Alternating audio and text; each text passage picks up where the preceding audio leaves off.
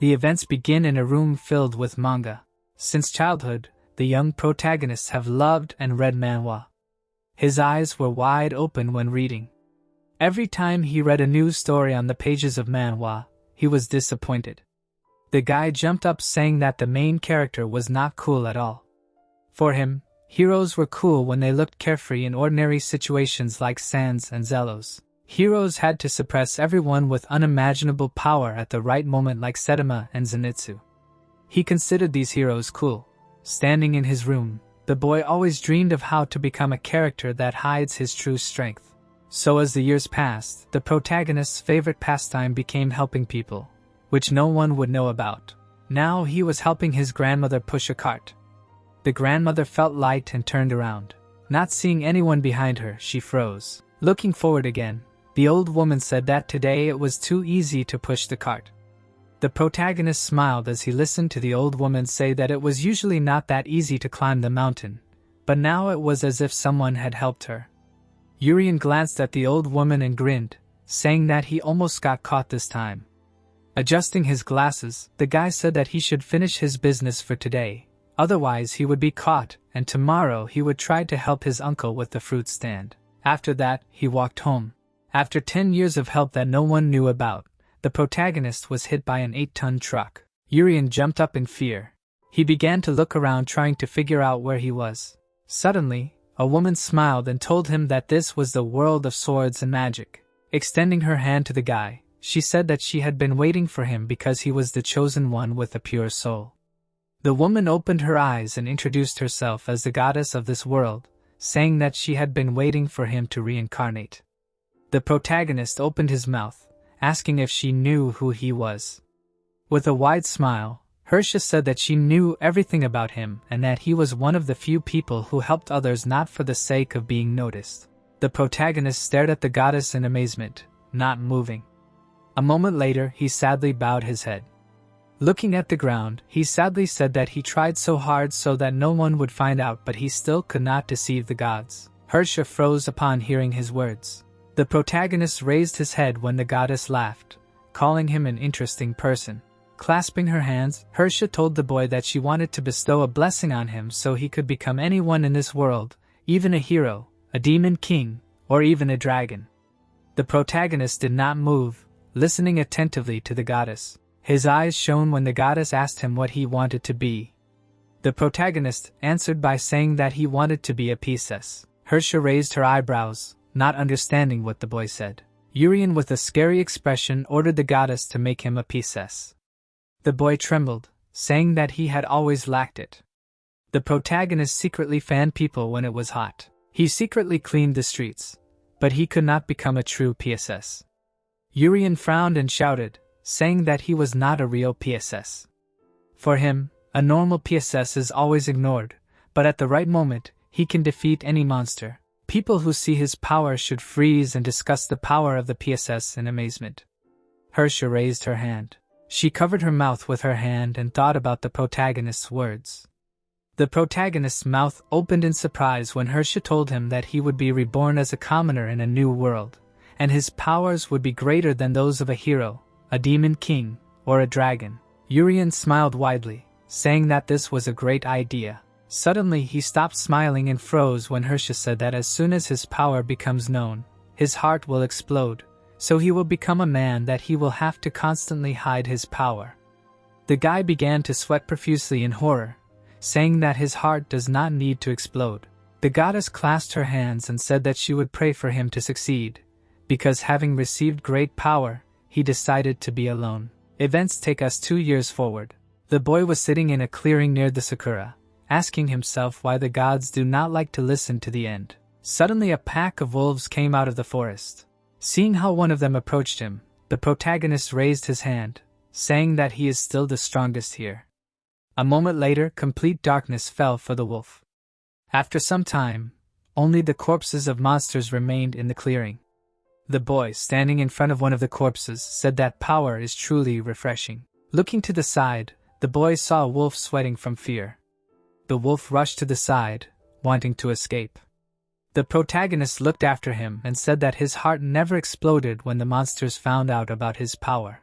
The monster gritted his teeth and continued to run. Suddenly, the protagonist appeared above him, pressing him into the ground. The wolf opened his mouth wide and howled in pain. The boy smiled, saying that he should catch all the monsters. Looking at the forest nearby, he said that there were no more monsters nearby, as well as people. Smiling, Urian said that it was time for him to go to the village. Events take us to the city. Ella, holding a broom, asked her brother where he disappeared again without warning her. The boy approached and asked her for forgiveness, saying that he suddenly had a stomachache. Looking at her brother, Ella said that he should warn her because he was too weak and there were a lot of wolf packs nearby. The protagonist mentally chuckled, but still managed to show regret on his face and asked the girl for forgiveness. The children standing aside said that there were not really that many wolves, but they made it impossible to even go to the garden in peace. The protagonist froze, looking at the children as they said that thanks to the priest's prayers, they could calmly tend to the harvest. The boy smiled weakly, feeling proud. Suddenly, the orphanage director grabbed him by the head. He threw the boy aside, telling him to stop hanging around. Ella ran up to her brother, worried. The man's face twisted in anger when he said that he had accepted the boy because he was small but he was too weak. Ella pushed her brother, trying to understand how he was feeling. The protagonist, like a true masochist, smiled, glad that he had not been caught today either. The other children scattered in all directions, seeing the director's bad mood. In the evening, only the children's brooms remained in the hall. The next day, Ella looked at the city and said that she was happy even though they were orphans. Two girls were sweeping and smiling falsely, saying that even though they were orphans, they were happy because the director was kind to them. Ella and Urian were also smiling falsely, calling the adults kind people who would give them food. The residents, not understanding anything, were smiling, happy for the children. So the voices of happy citizens began to be heard on the streets of the city. The children were very happy and stared at one place when someone gave them a chicken. In the evening, the chicken and other meat dishes were cooked. The director ate all the meat with pleasure. There were potatoes on the children's plates. The protagonist gritted his teeth in anger seeing this. The children were sitting on the floor, looking at the potatoes and trying to understand how the chicken turned into her. One of the girls, looking at the plate, asked Ella why there were only potatoes if the aunt gave them chicken. The guy sitting next to her, taking a bite, told her to just start eating, because it is better to have potatoes in your hands than to sit hungry on the street. Jurian, gritting his teeth, called the principal a freak. Suddenly Ella took out eggs saying that they had something special today. The children stared at the eggs as if spellbound. Smiling at her comrades, the girl said that she hid a few eggs that her aunt had given them. So they should eat faster so they wouldn't get caught, and it would be better for them to mash everything with potatoes. The orphans began to thank their older sister with wide smiles. The protagonist's mouth began to drool at the sight of boiled eggs. Suddenly Ella called out to the guy and handed him an egg saying that he could have her egg. Turning to her brother, the girl said that he was too thin and the principal could kick him out because of this. Jurian raised his hands and refused, saying that he was completely fine. Ella grabbed the guy angrily saying that he'd better eat it. Otherwise it would go to waste. He raised his hands and said that he didn't need it. Suddenly both children froze hearing the girl's stomach growl. Her face immediately turned red from embarrassment. Jurian closed his eyes, laughing, telling the girl that she better eat. A moment later, he opened his eyes and stared at his sister. When he first appeared in this world, or rather in this city, the seller forcibly threw him to the floor. The man stood next to the child and told him not to appear near his store anymore, scaring his customers. The protagonist continued to lie motionless on the ground, even after the seller left. The life of an orphan was difficult. No one protected the child from the angry looks of adults. Violence happened constantly. The protagonist narrowed his eyes, feeling sadness. No matter how much he ignored it, nothing worked. Then suddenly a girl appeared in front of him, saying that he was alone. Sitting down in front of the boy, she invited him to go with her. Looking at the boy, Ella told him that although their director was bad, at least there was a place to spend the night. The protagonist froze, looking at the girl in amazement. Suddenly Ella's face turned red with embarrassment. Her stomach growled from hunger. Grabbing the boy's hand, she asked the director to accept him. The man raised his eyebrows looking at the children. Ella smiled, saying that this boy would do a good job. Now Urian smiled again, looking at his sister and calling her cute. He reached out for the egg. Shoving it into his sister's mouth, he suggested that she go to the Magic Academy so that he could attend classes and eat delicious food. Ella nodded as she began to chew the egg. Two children nearby heard the boy's words and jumped up, saying that they wanted to go there too. Ella hugged her younger brothers and sisters, saying that they would all go there together and find all the most delicious things. The boy and the girl smiled widely hearing her words. The protagonist stared at Ella while she said that they would study instead of working here and would survive with their wife. After that, she involuntarily glanced at the potato. The events take us to the next day at the orphanage. The director, rubbing his hands, said that Ella was being adopted today so they could congratulate her. The protagonist froze in shock after hearing this. Ella, saddened, bowed her head and began to apologize to the children for not being able to stay with them. Another girl, raising her hands, said that she was happy for her and envious of her. Suddenly the man, spreading his arms, turned to Urian. Putting his hand on his shoulder, the man said that he would become a sacrifice to the wolf god. Ella, putting her hand to her chest, screamed, telling the director that they had agreed on something else, that he had to take care of him if she was adopted. Not paying attention to her words, the director, grinning, asked Urian if he knew why wolf packs had not been seen lately. The protagonist, calmly looking at the director, said that he knew the reason. Seeing the boy staring at him, the director said that it was all a lie. Leaning down to the boy's face, the director said that the real reason was that they fed them regularly, and the wolf god loved young meat. Urian silently stared at the man. His pupils dilated when the director said that the sacrifice would save the village, so it was an honor for him. Ella, sweating profusely, screamed for the director. The girl, clenching her fists, asked the man not to touch Urian, for she herself would become the sacrifice instead of him. Suddenly, the man's fist rushed towards her face. The director stopped the fist at the last moment, realizing that it was not the best idea to spoil the goods. Ella froze in horror and fear.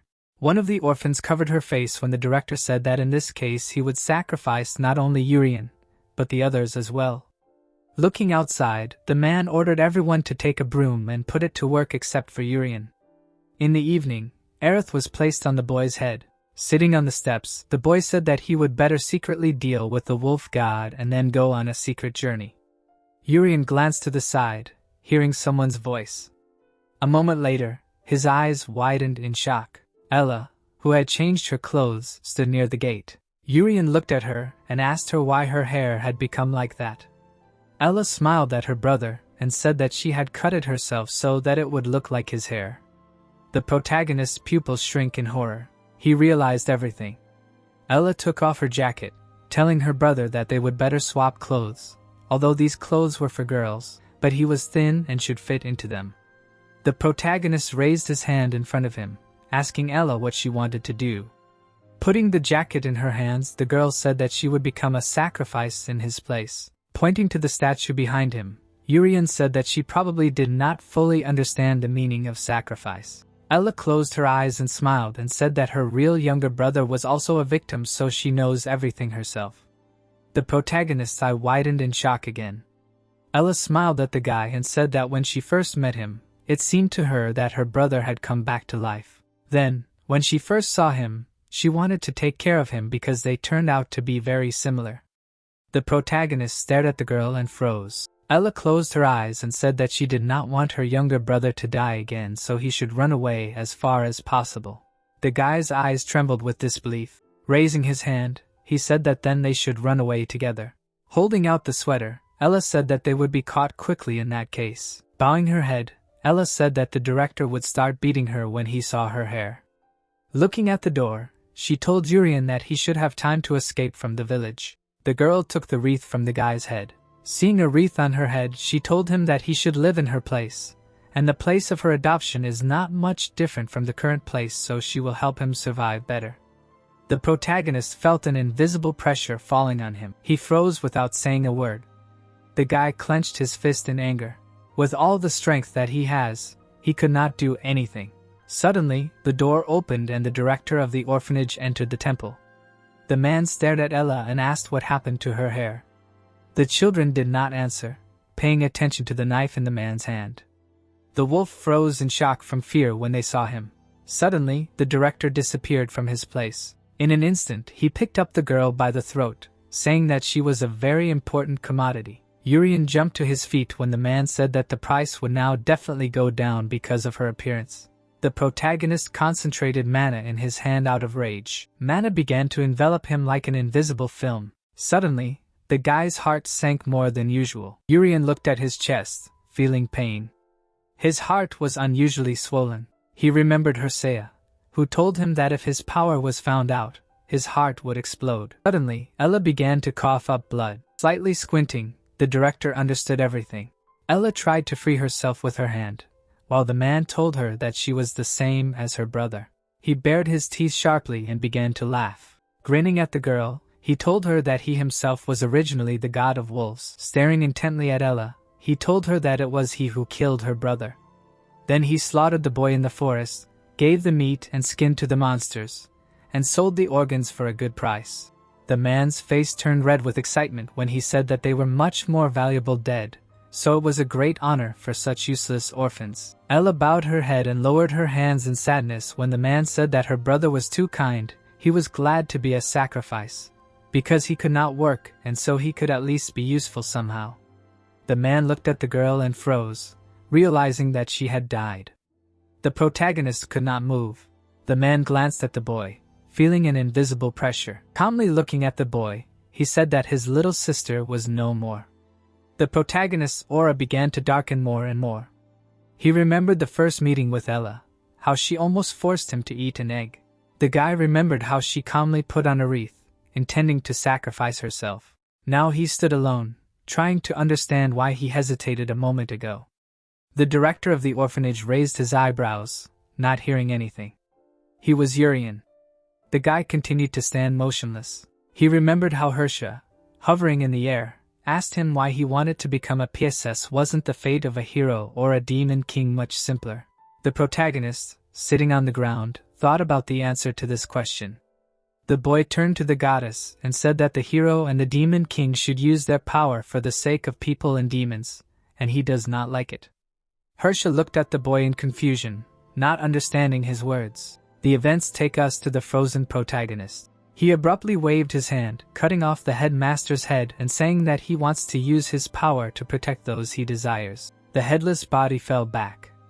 The boy's attack rushed into the sky, scattering the clouds and destroying the roof and walls. Ella's body began to fall to the floor.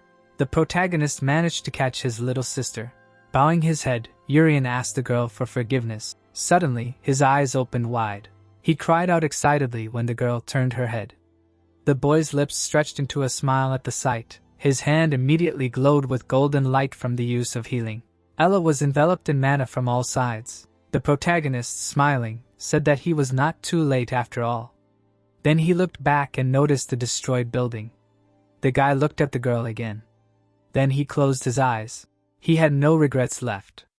In the darkness, the guy expected death. Sharply opening his eyes, the protagonist tried to understand why he was still alive. He stared at the director's body to the side. Suddenly, the guy smiled, understanding something. Looking at the wreath on the floor, he said that if he kills before someone understands his true power, he will not die. The protagonist got to this world thanks to the goddess Hersea, who extended her hands to him. In this world, he was able to save Ella, killing the director with his powerful attack. The events take us to the forest, to the monster standing in front of the protagonist. The guy raised his head studying the monster. The monster's eyes sparkled with anticipation. The protagonist shuddered and suddenly screamed, saying that it turns out he forgot to drink milk this morning. The guy started waving his hand in anger, saying that he had hardly grown at all in 4 years. While the boy was trying to figure out how children of 13 years old had normal growth, the monster attacked him. Urian destroyed the monster's entire body with one blow.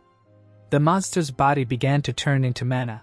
The protagonist did not move, watching this. Soon, only its mask remained of the monster. Urian clenched his fist, wondering if eating deer antlers would help with growth. The events take us to the church. The children looked at the nun with smiles on their faces, saying that they were already old enough to take the entrance exams to the Magic Academy. Arlene smiled and asked the children if they were well prepared. When the younger brother and sister came and began to wish them good luck, Ella told Arlene that they were completely prepared thanks to her. The nun, continuing to smile, said that there was probably a reason why God took the director and allowed them to live. She hoped that his blessing would help them on the exam. The children smiled broadly and told the nun that they would definitely join. The Magic Academy was a place where the children wanted to run away while still in the orphanage, hugging each other. The protagonist grinned. The academy was a place he wanted to go. For the last 4 years, all he did was kill monsters in the forest, crossing his arms over his chest. The guy decided that now he would be openly ignored. Closing his eyes, he mentally said that the main point of academies in the fantasy world of sword and magic is precisely this. The main character is always underestimated. So the events in the Snow White Church end. The events take us to the Royal Academy of Magic, an academy that was founded by the ruling family. This was a school that nurtured the talents of everyone, be it a swordsman or a magician, regardless of status, so that people could confront monsters. Chris, being a nobleman, laughed, saying that the nobility of the academy was felt even at the gate. The guy glanced to the side, hearing footsteps. Looking closely at the arrivals, he realized that most of them had blue breeches like him. They were noble students like him. Suddenly, the guy's eyes opened in shock.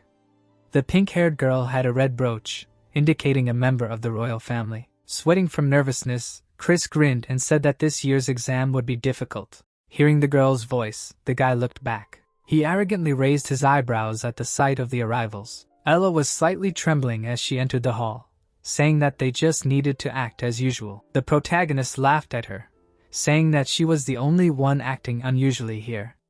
The protagonist glanced sharply to the side, hearing someone else's laughter. Chris clutched his head and asked why the lower beings decided that they could enter the Magic Academy. The guys with blue badges standing to the side laughed, and said that since there were people with black breeches here, there would be 2 fewer people at the exam. The protagonist smiled at their relationship, while Ella frowned. His lips stretched into a wide smile, while he mentally said that this was how it should be. After all, this was a classic plot development for a character that hides strength. Suddenly, Ella bowed her head saying that she did not care. A moment later, she turned around telling her brother to come with her. The girl opened her eyes telling Urian not to listen to the words of nobles, because they do not value people, only their status. Chris smiled arrogantly while watching them. Urian ran after his sister telling her to wait for him. Soon, near the main entrance of the academy, the start of the 29th entrance exam was announced. Mejez, the head of the Magic Academy, smiled widely telling the children that the task is simple and their goal is to protect all people with sword and magic. Standing on the 2nd floor, Mejez said that for admission, they will test their basic skills. The protagonist began to grin widely when the children began to discuss his black brooch.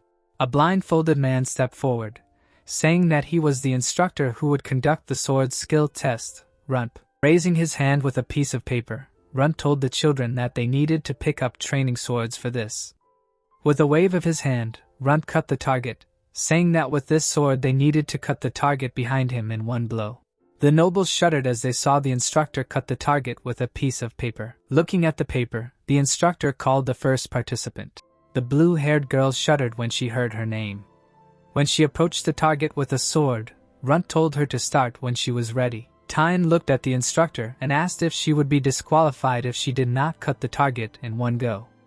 The man chuckled and looked at the girl and said that it was not quite so, because they do not have high expectations for them, since they are all children, so they should try to show something special. The protagonist, who was standing to the side, raised his eyebrows in surprise. Tyne with a sharp cry struck the target. The instructor looked at the sheet telling Tyne that she cut the target to the middle. Next was Chris. His blow also cut the dummy to the middle. Rachel's blow also cut the target to the middle. The instructor looked at the sheet again saying that Ella would be next. The girl, hearing her name, straightened up like a soldier. The protagonist smiled and told his sister that to pass through it would be enough to cut to the middle, and she would definitely do it. Ella looked back and thanked her brother for his support. When she took the sword, Runt told her to attack when she was ready. The nobles standing aside started laughing at the girl, saying that they couldn't believe that they had to take the test with that filth. Ella sighed and stopped paying attention to the nobles and only looked at her target. She remembered how she couldn't protect her brother 4 years ago and almost died. The girl frowned remembering that. With one sharp blow, the girl cut the target. Rump's mouth opened in shock. Urian smiled seeing his sister's result. The nobles who had previously laughed at the girl opened their mouths, not daring to say anything. Ella looked at the crowd as the children started shouting in surprise, saying that she was the first one to cut the target. The girl's lips stretched into a smile as she said that she would be the one to protect Urian because he was very weak. Rump froze without saying a word. He knew that a magic rod was installed in the middle of the target. The children should not have cut the rod by striking with all their might. For a complete cut, Ella required strengthening her weapon with magic like Rump, but it was difficult even for adults, and the girl managed everything subconsciously. Rump stared at the couple of laughing children. The instructor glanced at the piece of paper again, calling the protagonist's name. The protagonist raised his sword.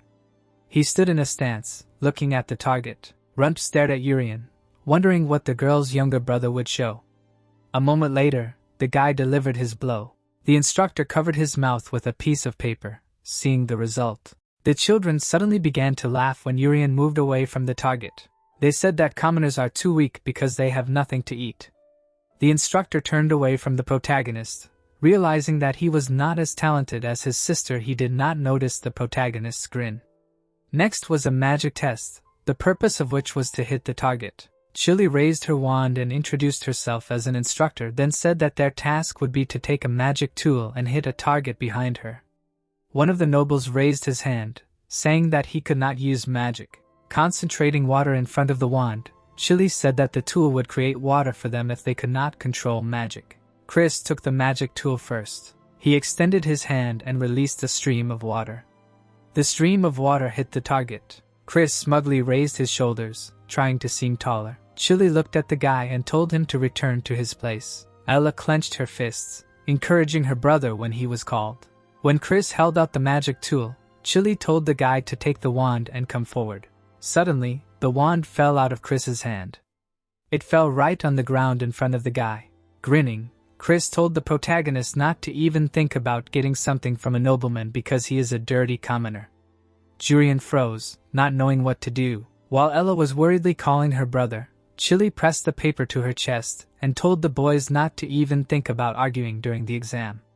The protagonist calmly extended his hand to the wand, telling his sister that everything was fine. Taking the wand in his hand, the protagonist smiled mentally, saying that thanks to Chris, everyone was now looking at him. Many nobles including Chris smiled arrogantly looking at the guy.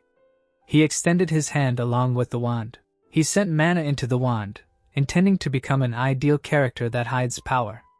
The wand vibrated from the guy's mana. Suddenly, with the appearance of a huge amount of water, the wand exploded. Urian's eyes and mouth widened in shock at the sight of this. Even Chili and Ella froze in shock at the sight of this.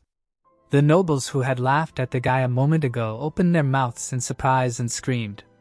The guy himself smiled nervously at the result. Looking at the destroyed wand, he realized that he was in huge trouble. Tyne stepped forward, surprised by the result. Ella, standing near Chili, called out to her brother. The noble standing to the side stepped back in horror and tried to understand what just happened. Urian started sweating profusely when someone said that his mana was too strong since the tool exploded. Urian looked at Chris when he started shouting, saying that the problem was in the tool. Chris pointed at the guy and said that this commoner could not destroy a working tool. The noble smiled again, agreeing with Chris. The protagonist covered his mouth, mentally thanking Chris. Then he looked at the broken tool, trying to understand why it was so weak and broke from a small amount of his power. Looking at the target, the guy mentally said that he can't get caught right away after becoming a character with hidden power. Majas came out onto the balcony again, saying that now they will conduct the last test. The task will be to split into teams of 3 people and enter the forest to kill a magical bear. The nobles used his evidence. Putting his hands behind his back, Majas said that it didn't matter how good their skills were if they couldn't help defeat the monsters. Ella leaned over and called her brother. Smiling, she told Urian that they had little time left to fulfill their dreams, so they should do everything possible to pass it.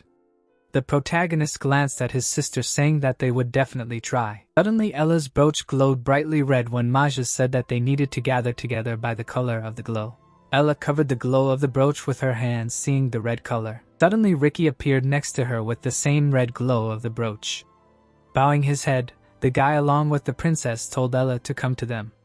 Chris indignantly shouted when he saw the girl begin to approach the princess's team. The protagonist smiled seeing that her sister was on a team with strong people. Ella looked back and wished her brother good luck. Urian waved his hand to her saying goodbye to his sister. A moment later, the guy froze nervously, not understanding why he had no glow. The guy squinted, trying to figure out if he had a team. Suddenly Rishal approached him with Tian. Their breeches also did not glow. Rishal smiled at the guy, saying that he had been watching him the whole time. The protagonist turned around and stared at Rishal. Tian, her cheeks red from embarrassment, introduced herself. Jurian smiled at the couple, saying that they would succeed. At this time, the two guys with a purple glow smiled. The team of three laughed, saying that Black and Green had gathered as a team. Rishal and the protagonist froze upon hearing their words. The guy bowed his head when one of the nobles said that this was his fourth attempt to pass the test. Looking at Tian, who bowed her head, the guys called her an abandoned noblewoman. Only the protagonist was not depressed, unlike his partners, who looked away. The guy stared at his partners in surprise, not understanding what they were talking about. Looking closely at the couple who bowed their heads, he realized that the guy had already taken the exam for the fourth time, but he still could not understand what the abandoned noblewoman meant. Jurian glanced at the crowd, who were grinning widely as they watched them. The protagonist smiled at his partners, saying that they could pass the test even like this. They stopped being sad and looked at the guy.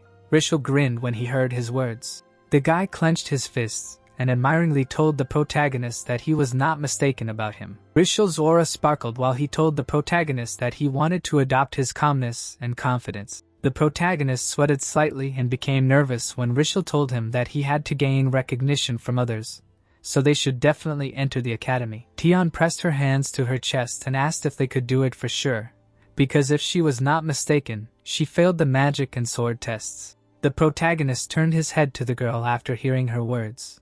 Looking at her, he remembered the tests. The guy's whole face twisted in horror when he realized everything. He realized that the test with the sword, when he hit the target, was a sword test.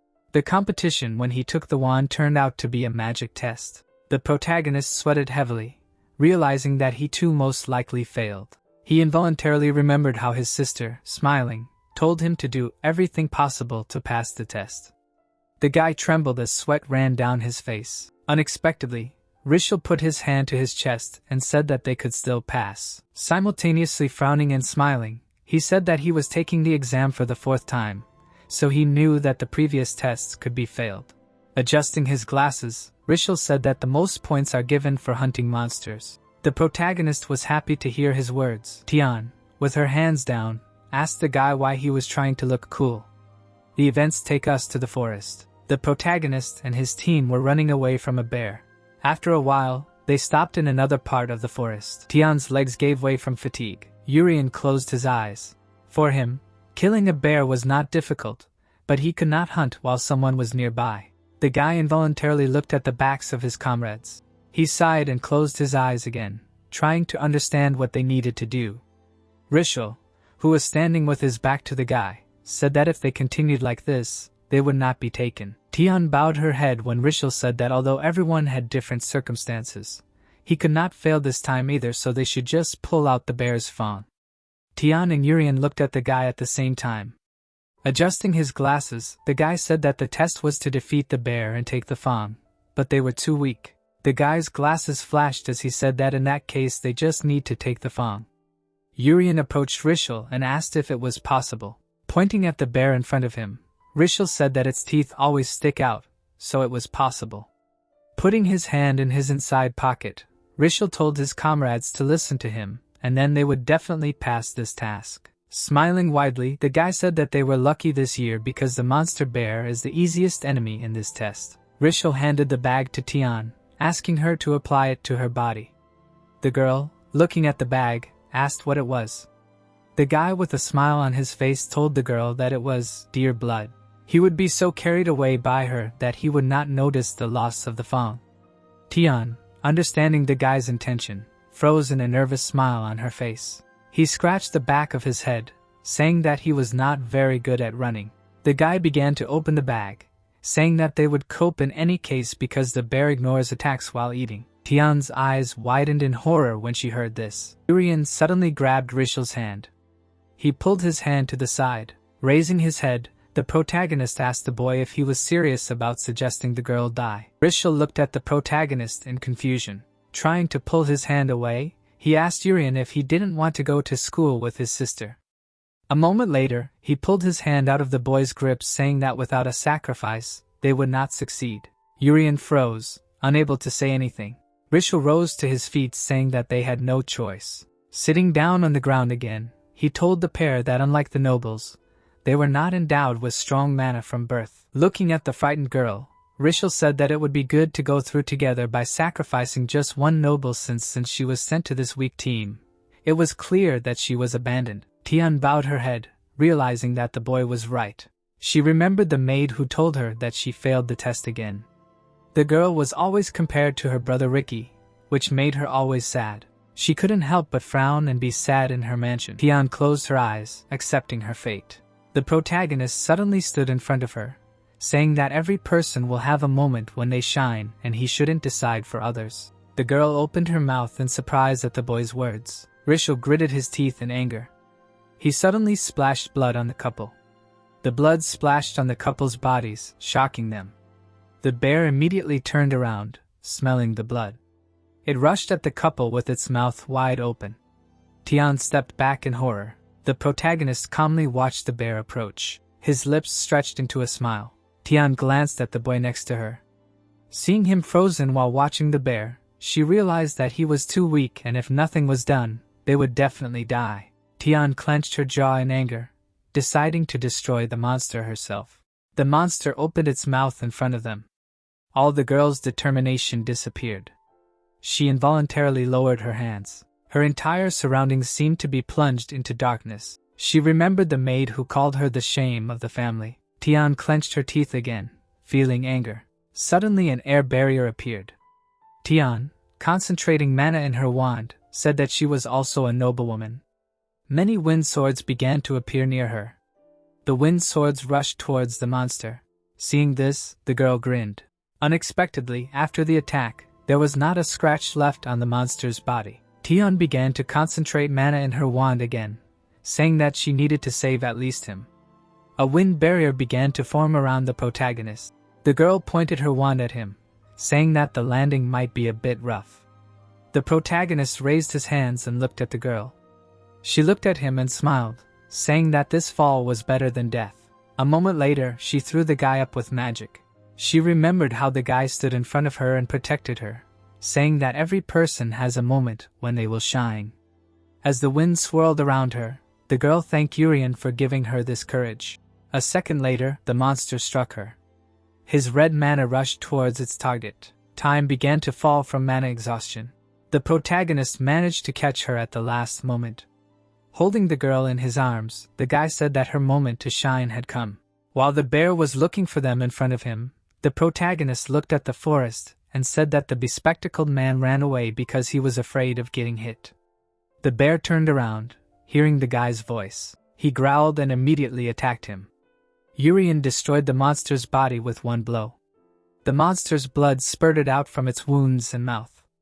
The guy smiled widely and decided to play a little joke on Rishel when he returned. The events take us to Rishel. Someone looked at the couple in front of him and asked what they were doing here. A group of guys with black and green breeches stood tensely in front of Ricky. Ricky pointed his sword at them and said that the sword and sticks should only be drawn against monsters. Suddenly, one of the guys frowned and told Ella to come to them and then they will help her pass the exam. Ricky lowered his hand, asking the guy what he meant by that. The guy smiled nervously, saying that they will make all the nobles fail the test, thanks to which they themselves will pass. The commoners glared at Ricky, saying that they all want them to fail so they can't blame them. Rishel immediately raised the tip of his sword, saying that even if she went over to them, they would not be able to win. The commoner laughed nervously and looked at the boy and said that they would not be the ones to win. Grinning, he said that the monsters would do everything. Ricky, who was staring at the boy, understood everything. Rishal and the others trembled when the boy said that he noticed that there were more commoners this year than before. The princess stepped forward and said that people must know that bear monsters can be attracted by the smell of blood. Pressing her hand to her chest, the princess told Ricky that she wanted to express her regret about this, because the future defenders of humanity were using monsters for such a humiliating purpose. The commoners froze and stopped laughing when they heard her words. The princess turned to the group and ordered Ricky to capture them alive. Frowning, the princess said that they must find out who was using the last part of the exam for their own purposes. The boy rushed forward at great speed. He turned his sword over so as not to kill the guys with a swing of the sword. In an instant, he dealt a couple of blows to three. Having received a blow from the sword, all three began to fall to the ground. Ricky calmly watched this with his own eyes. Rishal gritted his teeth in fear. He and his comrades began to scatter blood. The blood of animals rushed to Ricky. Suddenly, she was enveloped in mana and she stopped in front of the guy. Rishal saw this and screamed in horror. Even his pupil decreased. The blood enveloped and mana began to evaporate. The princess concentrated mana in her finger and told the guy that it would be better for them to surrender. Ella, who was holding the sword, involuntarily looked at the princess. The girl opened her mouth in surprise. Rishal was sweating, experiencing fear and anger at the same time. He straightened up abruptly and screamed, saying that this year was their last chance. The guys angrily looked at Rishal upon hearing his words. The guy himself suddenly wounded his hand, telling his teammates not to give up. The guys saw that he had wounded himself and clenched their fists in rage and determination. The princess calmly watched as the guys spilled their blood. Many bears were attracted by the smell of blood. Ella shuddered when she heard the roar and looked towards the forest. The girl's pupils trembled with fear at the sight of four monsters. One of the monsters opened its mouth wide. Ricky rushed forward using a wind spell. In an instant, his blade cut off the heads of all four monsters. Rishal raised his head, watching the heads fall. Ella opened her mouth in amazement and froze. Ricky stood up and told the guys that they should not spill blood just because everything went wrong, because they were also citizens of the kingdom. Soon Rishal and his comrades were tied up. Ricky stood next to him and asked what happened to his team. Rishal raised his head and smiled widely when he heard his question. Looking at Ella and Ricky next to him, he said that it was good that they were both here. The mixed-up guy told them that their brother and sister were long dead. The bears probably tore them apart already. Ella screamed in horror when she heard this, while Ricky barely contained his anger. Ricky abruptly ran away when the princess told him that there should have been at least some traces left. Ella wanted to run after him, but the princess called out to her. The girl stopped and asked the princess why she stopped her. Looking angrily at the girl, she said that her younger brother was there. Bowing her head, the princess sadly said that she understood her, but she would only disturb Ricky there. Both girls froze in the clearing after these words were spoken. Looking at the tied-up Rishal, the princess said that if everything was as this guy said, then the place could be flooded with someone's blood and the monsters would sense it and start gathering. Ella froze, looking at the princess. She closed her eyes, saying that Ricky was skilled enough to deal with all the monsters, but at the same time it would be difficult even for him to protect her. Ella turned away and bowed her head, feeling anger for her weakness. She squeezed the handle of her blade. The events take us to another part of the forest. Ricky ran at full speed. Soon he saw Tyne lying on the ground. The guy's eye widened from what he saw. He braked sharply, starting to slide on the ground. Someone in a helmet turned around, saying that it was not the bespectacled man who came to him. Ricky stood up and said that it turned out that they did not catch everyone who had a black brooch. Then he looked at his lying sister in blood. The guy gritted his teeth and looked angrily at the guy in the helmet. He suddenly rushed forward, wanting to avenge his sister. In an instant, he was above the boy, striking with his sword. Their swords clashed with each other. Ricky, opening his eyes, was surprised and thought that he blocked his attack. The masked boy, parrying the attack, asked if it was too dangerous to attack so suddenly, to which Ricky thought that he had a quick reaction. He, opening his mouth, asked if the boy would leave unharmed after wounding his sister. They fought each other, and it was heard that the masked boy could strengthen the sword with magic, and he clarified about his sister. The boy, through the helmet, told him to calm down for a second and listen, that he understood that he could have misunderstood the whole situation. Ricky held the sword uncertainty, and it was heard that the guy did not want to harm her in any way, and he said the word, wind. A blue eye appeared through the helmet. A powerful attack occurred. The guy in the helmet, dodging, said that it was dangerous and his helmet was almost broken. Ricky crouched down next to Tyne and said the spell of the wind shield. He, looking at the light, said that there was a suspicious helmet. His sister was unconscious. The boy in the helmet stood and heard that he did not look like the attackers, to which he thanked him. Ricky, closing his eyes, said that he would introduce himself to acknowledge the boy's amazing movements, which allowed him to dodge 2 of his attacks. He, through a light haze, said his name Ricky and added that he served the spirit of the wind Vi, the eldest son of the Viscount. The guy in the helmet, throwing the sword behind his back, accepted his words with a grin and introduced himself as Urian. Ricky slightly opened his mouth and said that if he was not part of the attackers, let him answer the question. Brother Tyne, wide-eyed, asked who did this to his sister. Urian, surprised by the wind, clarified whether it was his sister. It seemed that the protagonist was holding Tyne in his hands. The boy in the helmet looked straight ahead. Ricky, biting his lip, heard that he had to knock him out and without finishing, asked if they were listening to him. Brother, raising his sword, said that this time he would definitely break his ugly helmet. The protagonist, standing calmly, said that it seemed that the misunderstanding could not be resolved so easily. He, holding the sword in his hand, said that he still needed to find Fangs. The boy in the helmet, running away, shouted that he would talk another time. Ricky, looking at his tracks, thought that he was fast. He, opening his eyes, thought that these were the movements of a knight of average level or higher.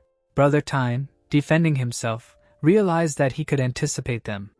He looked at his sword in surprise and thought that his sword was faster. Ricky struck straight at the neck. After the blow, he lowered his head and thought that he had cut it. The boy opened his eyes in bewilderment. Ricky, holding the sword in his hand, wondered where Urian had disappeared to. Brother Tyne, his eyes wide, did not understand where he was. Sweat ran down the boy's face. He was hit from behind and did not understand how it happened. Urian raised his palm and said that it was his residual trace. The Magic Academy appeared and it was heard that the 29th entrance exam was over. The assistant to the head of the academy, holding a paper in his hands, read out that an incident occurred during which some applicants took advantage of the monster's features and attacked others. But the princess dealt with them and sent royal investigators to investigate. Majez, sitting at his desk, said that everyone tried hard, to which Chili added that the level of the students was very high, and Mr. Jerry, folding his arms, asked how to understand a high level. Mr. raised his hand and said that this year was a complete mess and clarified whether it was commoners who caused it. The girl angrily opened her mouth and, turning to Jerry, asked him to refrain from such words, adding that the academy does not look at status. The man smiled broadly and said that it was just for show at the Royal Academy of Magic, a place where nobles could do their duty, and clarified about the words of the sage. Chili frowned and shouted at him not to mention her father's words in the context of the school. A loud stop was heard. The head of the academy, smiling, asked to continue the report, to which the exhausted guy agreed. The assistant put one hand to his ear and said that 29 people had passed and began to talk about the top 10. The students looked at the list that appeared, where the top 10 were. The princess, closing her eyes, heard that she was first place. Ricky, putting his hand on his side, realized that he was second place and thought that Yuri was not here and he could not have failed. Swordsman Jade, throwing his hands back, was in third place and said that his mother would be happy. When Mu were in fourth and fifth place, and the younger one couldn't believe that the older one wasn't first, to which Mu replied that it was a test of individual abilities and together they would have taken first place. Ella, having found out that she took sixth place, opened her mouth wide and thought that her brother would be happy, but she didn't understand where he was.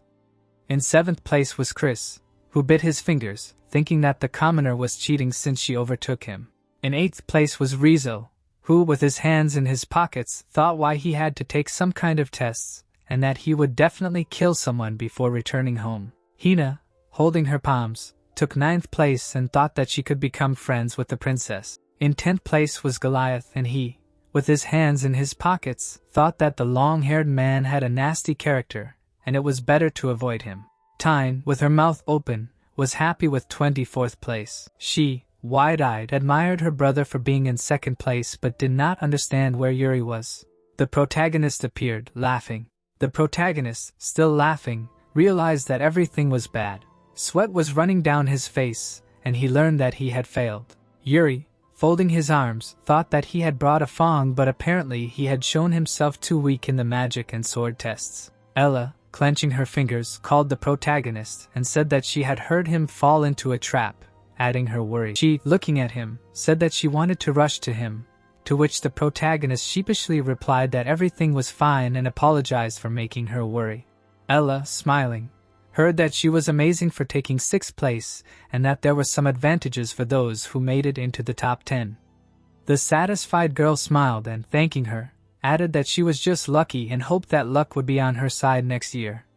Urian, looking at her in surprise, clarified about next year. Ella, putting her hands behind her back, said that she would not apply and would do it next year. The protagonist was sweating, and he thought that they had originally wanted to get in together. The minister's son appeared, grinning and saying that they should both fly out. He laughed with his mouth wide open. Ella and Urian looked at him in bewilderment. Pri, lowering his hands, stopped laughing. Then he again, putting his hands on his side, began to laugh loudly. The protagonist, opening his eyes fiercely, thought that he wanted to beat everything out of him. Chili, leaning on the table, asked him to wait and said that she did not agree with the results. Majez, smiling slightly, said that everything seemed expected to him. The girl, looking at the sword instructor, said that it was not about the top 10. She could not agree with Urian's failure. The assistant, holding the paper in confusion, said that it was Ella's brother from 6th place, and he brought the lower jaw, but he hardly got it himself. Runt, folding his arms, said that compared to his sister, he did not wield a sword. Chili, unable to restrain herself, turned around and added that the protagonist had great talent. Chris, looking at the main character, laughed loudly again. He, dancing, grinned at Urian. The guy, madly opening his eyes, wanted to hit him. An academy employee, running and holding the paper in his hands, shouted that he had an urgent announcement. The academy students stood and listened to how they would choose another applicant from among the 29 students, and some of them thought that it was not them. Urian, with his mouth slightly open, was surprised that it was about him. The 3 students, wide-eyed, spoke of their dissatisfaction. Ella, happily looking at her brother, congratulated him, and the boy did not believe it. Chili, leaning on the table, asked what was going on and added that she did not understand how Urian could fail if he had great potential. He looked at the sword instructor and said that not only was there enough magical power to explode the magic device.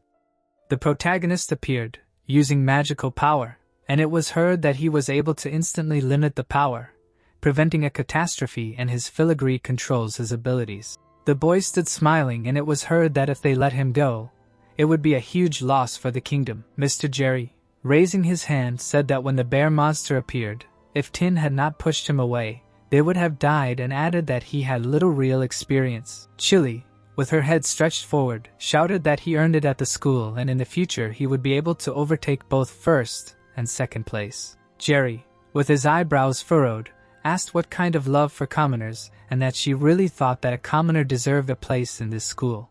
The girl glared and said that she thought that if anyone did not deserve it, it was Professor Jerry, scolding the teacher for so blatantly discriminating against the student.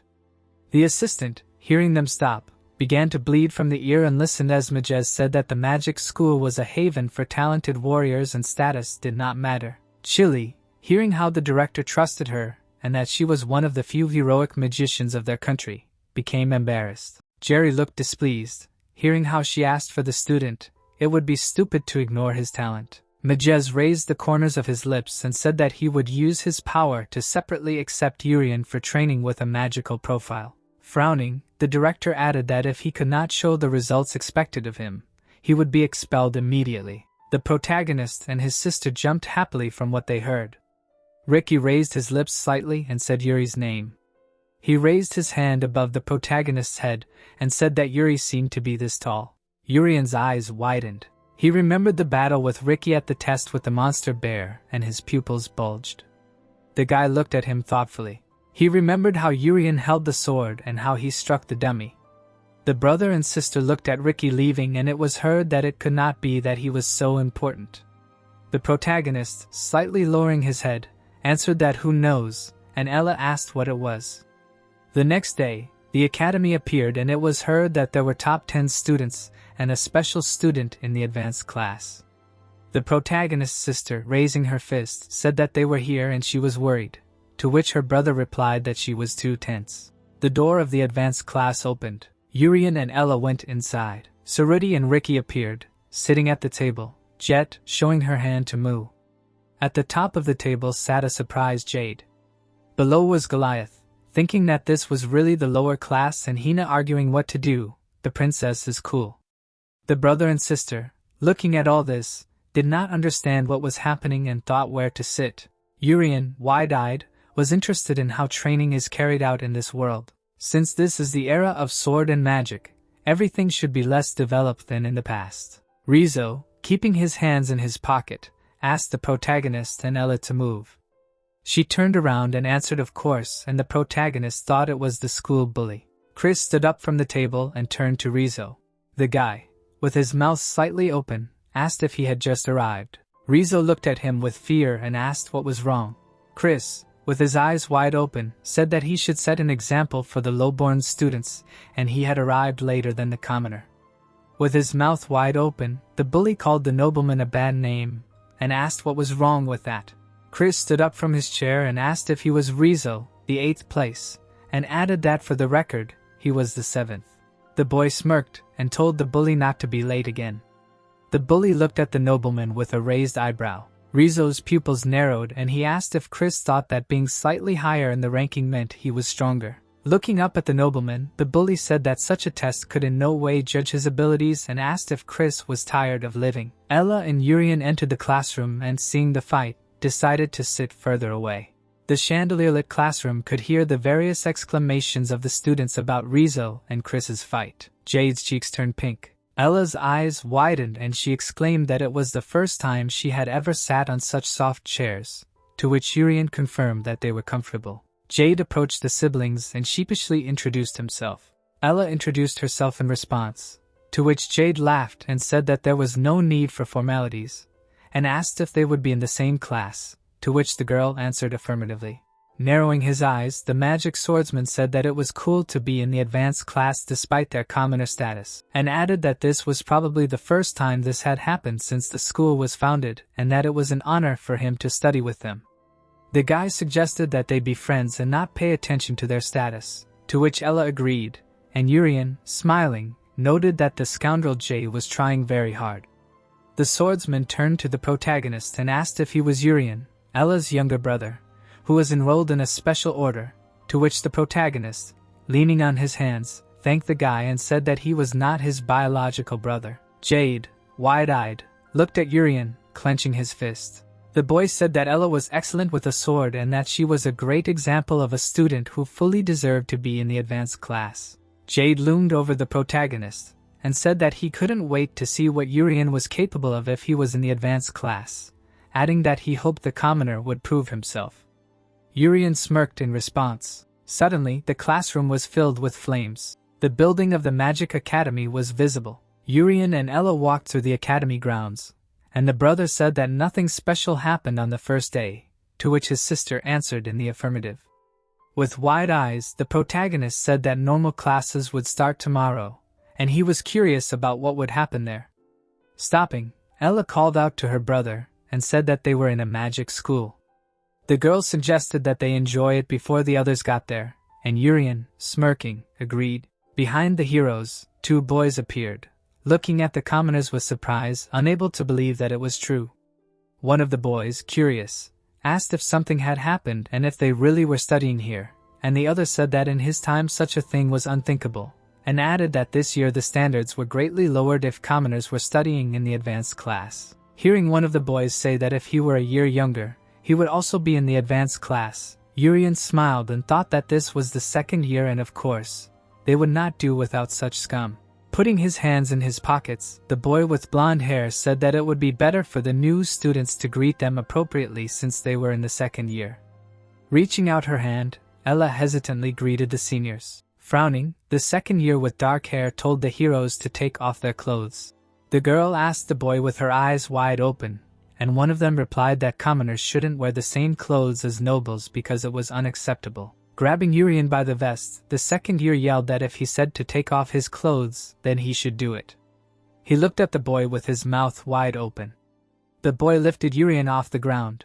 Gritting his teeth, he thought that it was hard for him and called the protagonist a scumbag. Smiling, the protagonist looked up. In the distance, someone called the second year's name. Jade appeared behind Sunday. The magic swordsman frowned and said that the school shouldn't discriminate against people based on their status, and the second year was surprised by his appearance. Ella stretched out her hand and called out to her brother, and Urian told her that it was funny. Jade clenched his fists and politely asked Sunday to let the protagonist go, adding that his actions were defaming the school. One of the second years opened his mouth wide and said, "How dare you!" Sunday's eyes turned red and he hit the girl on the head. The boy frowned and said, "You have to respect your elders." Urian's eyes widened in fear and he shouted his sister's name. Ella fell from the blow. The protagonist lowered the corners of his lips and looked up. The boy gritted his teeth in anger. It was heard that he asked the uncultured second year, "How dare you do this?"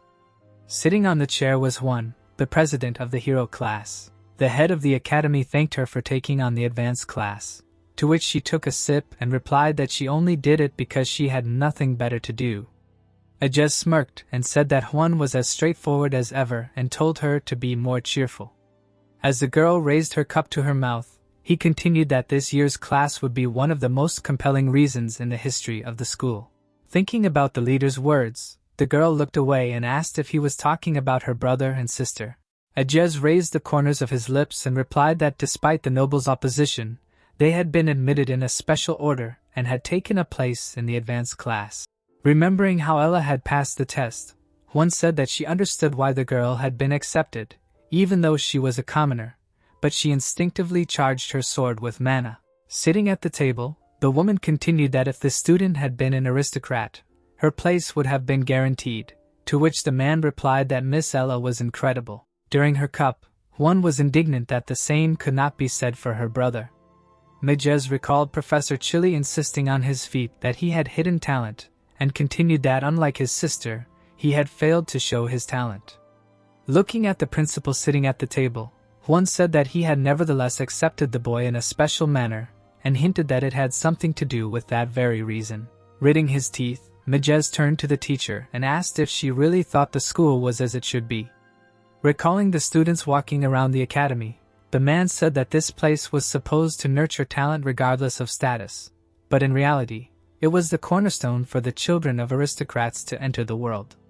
If this continued, it would inevitably lead to the fall of the kingdom. Finishing her tea, one said that since childhood, she had only been taught to fight and, deciding to take the principal at his word, added that she relied on his judgment, to which he thanked her. The girl crossed her legs and reminded him that she also relied on the reason the leader had mentioned, to which he turned away in confusion. Seeing the students through the window, one said that they were being bullied right under the leader's windows, to which he decided that they needed to be stopped. Lowering her head, the girl stopped Majez and said that it was better to just watch for now. Looking up, Urian became curious to know what the reason was. Jade stood in front of the students and, calling out to Urian, told him to take Ella to the infirmary. Frowning, the magic swordsman shouted that he would take those bastards to the administration. The elders, putting out their hands, were surprised by the insults and said that they were 15. One of them, narrowing his pupils, did not understand what kind of nonsense this was and how the hero had escaped because he did not relax. Bowing his head over his beaten sister, Urian quietly called her. The protagonist remembered that the elder's fist was glowing when he hit his sister. The protagonist realized that when he hit, the elder filled his fist with mana. Urian gritted his teeth and thought that the boy was completely crazy to dare to stand in his way and added that he would give him a good thrashing but he cannot show his strength. Jade and Sunbi grabbed each other's hands. With a heavy sigh, the elder thought that the boy was much smaller than him. But looking at his furious face, he realized that he was very strong. Sunbi's teeth clenched and gritted. His eyes turned white and the elder loudly called out to Nigel, who can use magic. Frowning, his partner held the staff in fear and Sunbi shouted that the honor of the elders must be restored. Nigel knew that using magic on school grounds was forbidden, but Sunbi interrupted him. With his mouth wide open, Urian told Jade to move away. The swordsman asked why the protagonist hadn't gone to the infirmary yet and turned around to see that Urian had cast a healing spell. The protagonist told his friend that he had healed his sister and that he would handle the rest himself, and everyone nearby looked at him and were stunned. Ella came to him, sitting on the ground, called out to her brother, to which he asked if she was okay, adding that he had healed her but that she shouldn't overexert herself. Urian grinned and decided to show everyone the first method of how he had learned to hide his powers. The protagonist's eyes widened and he looked questioningly at the students. Seeing Nigel kneeling, the protagonist did not understand what was happening to their faces. Heaven closed her eyes and turned to the leader. The girl asked if he had received Urian in a special order, knowing this, to which he, lowering the corners of his lips, remained silent. The students did not understand what it was, and Ella, opening her mouth, quietly called her brother. Jade turned around and asked his friend what he was doing and how Ella had recovered. Gritting his teeth, Urian asked the swordsman again in bewilderment, and said that he had cured his sister, to which she again called her brother and reminded him of the healing. Urian appeared with a board on which common sense was written, and the boy said that they had not seen each other for a long time, and the girl added that in 2 years they would go to a magic school. A package with the inscription, "Healing," appeared and the children introduced themselves as a wizard and a wounded girl. The paper said that the wizard would use healing magic to heal the wounds, and the boy waved his wand and removed the wounds from the girl's arm. The magic bundle said that depending on one's abilities, the spell could take anywhere from 5 to 15 minutes. A message appeared that, in general, even a priest would need at least 5 minutes. The children waved their hands and turned to the students, asking them not to do something stupid like heal instantly, and said goodbye. A notification appeared that today's episode of Common Sense was over. Urian, with his mouth wide open, shouted that he didn't know that and asked how come they couldn't heal people instantly. One of the second years stared at the protagonist and said, "What kind of student is this?" Another shouted that the protagonist was a commoner, and Jade said that he never got to show his cool side to Ella. With her mouth slightly open, Haven began to speak. The wind blew the teacher's cape and she continued that fighting between students was strictly prohibited. Ella asked with wide eyes how she appeared here, and Urian replied that the teacher was watching them. Juan turned her head and looked at the students. She smirked and thought that there were many interesting students this year. Outside the academy, the teacher could be heard shooing them away and saying that in honor of the opening ceremony, she would pretend that she hadn't seen anything. The students apologized and thanked Juan, and Sambia gritted his teeth and decided to get revenge on the kids. Entering a room full of furniture, the heroes exclaimed that this must be their personal room and that there was a bed. Urian smiled widely and told his sister that this was a great dorm. Ella's call was heard through the protagonist's loud laughter. The girl lowered the corners of her lips and said that she had no idea that her brother was so talented, and continued that she had never heard of instantaneous healing. Urian's eyes sparkled and he said that he didn't even know that it was something incredible. Using her hands, the girl said that he would definitely be accepted into some cool place after graduation, and added that she thought that their paths would diverge. Raising his eyebrows, the protagonist addressed his sister affectionately. The protagonist's eyes filled with tears. Smiling widely, Ella exclaimed that she would not lag behind. With wide eyes, the girl said that it was because he was very close, and continued that she was also in the advanced class. Urian heard his sister suggest that they support each other until the very end, to which he, smirking, supported her. The sun's rays fell on the academy building, and they heard someone ask if the boys had a good rest yesterday, and then say that he was the homeroom teacher of the advanced class. Standing in front of the board, the woman said that her name was Hyun and asked the boys to be friends. With her fist to her mouth, Hina exclaimed that she was a hero, and Goliath said that this was the advanced class. Urian's eyes widened, surprised that she was a hero, and said that it was their homeroom teacher yesterday, to which Ella replied that she knew it. After asking if the beds were soft, Hyun parted her lips and said that she thought they liked their private rooms, and added that these were exclusive rooms for the advanced class. Princess Saruti and Ricky were sitting nearby and heard that, in other words, the normal students who couldn't get into the advanced class did not have such privileges. Hearing that from today on, delicious food, new uniforms, and excellent equipment would be at their disposal because they were in advanced class, She and Mu's sister's eyes widened, knowing that if they could hold out until the very end, the school would look at them with envy. Ella and Urian were proud of themselves. Pausing in her speech, Hyun raised her finger and said that there was a weeding system. The teacher continued that they were admitted to the advanced class thanks to the entrance exam, but if their performance dropped, they would be transferred to a normal class, to which Jade pursed his lips. Hyun, looking at the anxious students, wondered how many of them would graduate from the advanced class. Urian smiled and exclaimed that he was looking forward to it. The teacher decided to begin the lesson. A flag symbolizing the advanced class was visible. A scale of the number of students by year appeared, and since the evaluation of the advanced class is absolute, the number of students changes every year. In the background of the subject, it was said that, unlike ordinary students, the advanced class receives enormous support. After graduating, a student in the advanced class, such as Jade, Ricky or Saruti, is guaranteed a successful career. It seemed like the item was breaking, which means that if they fail, they immediately transfer to the normal class and the pride they gain disappears. For reference, the number of students in the last year of the advanced class was 0. Looking at the enthusiastic Urian, one can wonder if our protagonist will be able to graduate from the advanced class. Drawing chalk on the board, Hyun said that this is the first lesson for students. Urian looked at the board with wide eyes. Chris's eyes narrowed, because he understood what it was. After Hyun wrote an example on the board, the whole class realized that it was mathematics. Raising his hand, the noble asked the teacher if he could ask a question, and she allowed him. Hyun's eyebrows sadly. Chris asked if they needed mathematics in a magic school and added that he wanted to study magic. Smirking, Hyun asked why he needed magic. The son of the Minister of Internal Affairs muttered that he wanted to become a strong sorcerer like their teacher to help the kingdom. To which she, standing at the board, said that this was a fine answer. But there was a caveat. Hyun looked around the class with red eyes and said that in order to become stronger, the students did not need mana or even magic, and added that they needed knowledge of the world. At their desks, the class listened to the teacher's speech about how if they had knowledge, they could easily surpass themselves, and Hina, with wide eyes, was surprised by this. A small flame formed on Hyun's finger. She asked the students what they should do to make the fire bigger. Smirking, Chris said that they should use more mana. Suddenly, the flame on the teacher's finger increased. The nobleman was right. Hyun continued to explain how to do it, and Rizzo, resting his head on his hand, looked at the confused Chris.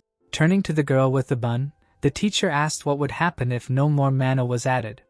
Hina's eyes widened, and she became confused and thoughtful. The girl said that other sorcerers should use support spells, and she was wrong. Hyun, continuing to emit flames, told the students that this was one way, but there was a better way to increase the fire without mana. Green streams appeared on the teacher's palm. She stretched out her hands and began to increase the fire with the wind. A moment later, the students looked in horror at the huge flames in the middle of the classroom. Ella and Urian heard that the fire began to grow rapidly when it combined with the wind, and the protagonists realized that this was a combustion reaction. Surrounded by flames, Hyun said that this was knowledge and added that they should not focus only on increasing their mana reserves. The example on the board was illuminated by the rays of the sun. The teacher said that they needed to study and suggested starting with a simple test. The sun's rays were visible through the windows of the academy. The students were doing their work. Hyun stopped the class and suggested checking the answers. Hearing that 3 people got excellent results, Chris bit his finger and admitted that he had guessed 2 answers at random. The teacher said that Saruti had done the best, and Hina, with her hands over her mouth, said enthusiastically that it was not surprising for a princess. Rizzo, hearing that he was second, widened his eyes and asked if only 3 people had everything correct. The guy asked why beads of sweat appeared on Chris's face, and he did not believe that the bully had answered without mistakes. Rising above the confused nobleman, Rizzo said not to tell him that Chris had made mistakes. The bully mocked the son of the Minister of Internal Affairs, saying that he was a diligent bastard and an aristocrat with an advantage in admission, 7th on the list of the best, to which Chris sighed anxiously. Opening his mouth, Rizzo asked if the ranking changed once a month and added that he was not interested in places. The boy smirked and glanced at Chris, telling him to start working hard from tomorrow. The nobleman lowered his head under the table and sighed again. Looking at the confused student, Hyun decided to announce the last one who had done everything. Urian's eyes sparkled when he heard his name. The students turned to look at the commoner, surprised by the result. Ella's eyes widened and she called out to her brother. Urian was smiling. Folding his arms, the protagonist proudly thought that in his past life, he was a student at the Republic High School of the Republic of Korea suffering from a private education. Looking at the board, he believed that he could easily calculate such an example in his head because it was elementary. Closing his eyes, Urian decided that he would be the best here. Continuing to sit at his desk, the protagonist rejoiced out loud at the result. Gritting his teeth, Jade called out to Urian and said that he would not lose to him. Hyun said that the simple tests were over and raised her hand, adding that she wanted to give the students something. The teacher extended her hand with the gift forward. With the help of magic, the gifts scattered throughout the classroom.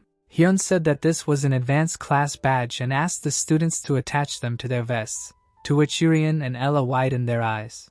The teacher, smiling, said that with the badges, the students have access to everything in the school, such as the best food exclusively prepared for the advanced class. A table appeared, filled with a large number of exclusive dishes. Urian and Ella's mouths were drooling at the sight of the meat.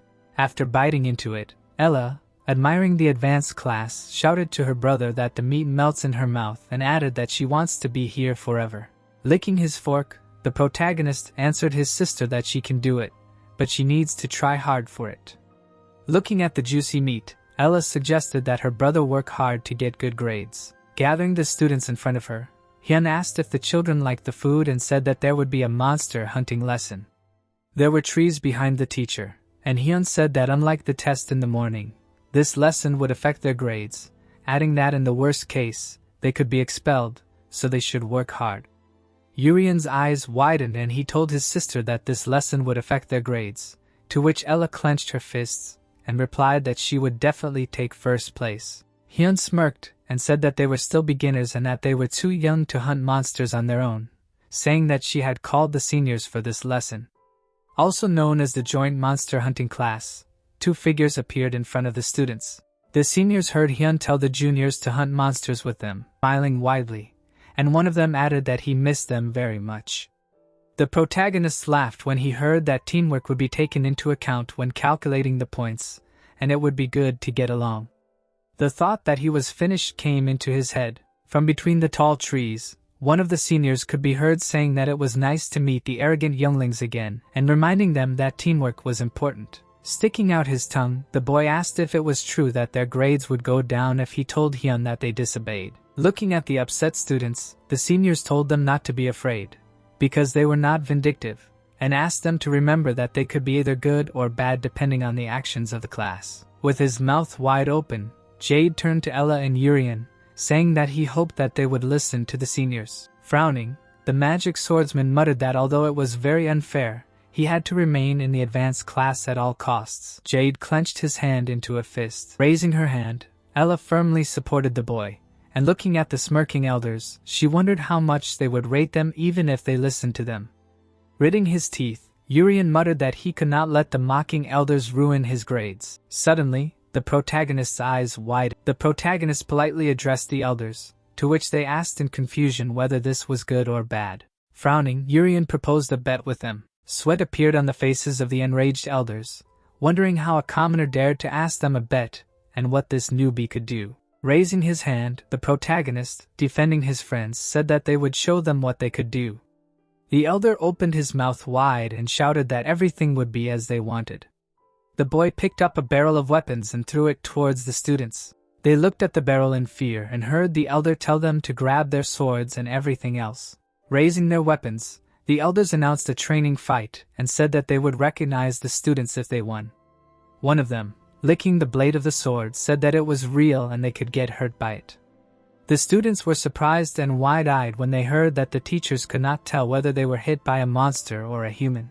Urian raised his eyebrows and asked wordly if the elders wanted them to fight with real swords. The elder, hearing the protagonist ask if they would leave him alone if the students defeated them, told them not to be afraid because they were not that bad. A blush appeared on the hero's cheeks. They thanked the elders and Jade, closing her eyes, said that she would stay in the advanced class. The elders stood with their hands down and heard Ella ask which sword she should take, to which Urian replied that she could take any. And they laughed, bringing their heads closer to each other. One of them said that the other did not have to hold back. The branches of the leaning trees were visible. The blade of the sword cut through the air. With a scream, one of the elders attacked Ella. Gritting his teeth, the boy looked at her in surprise. Looking at the student, in whose hands the sword was glowing, the elder realized that the commoner had filled the sword with Mama. Ella's eyes widened in fear, and the boy decided to do the same. The elder struck the commoner on the head, and she realized that she had failed to protect herself because she could not remain calm. Ella looked up at the boy and told herself that she would not fail today.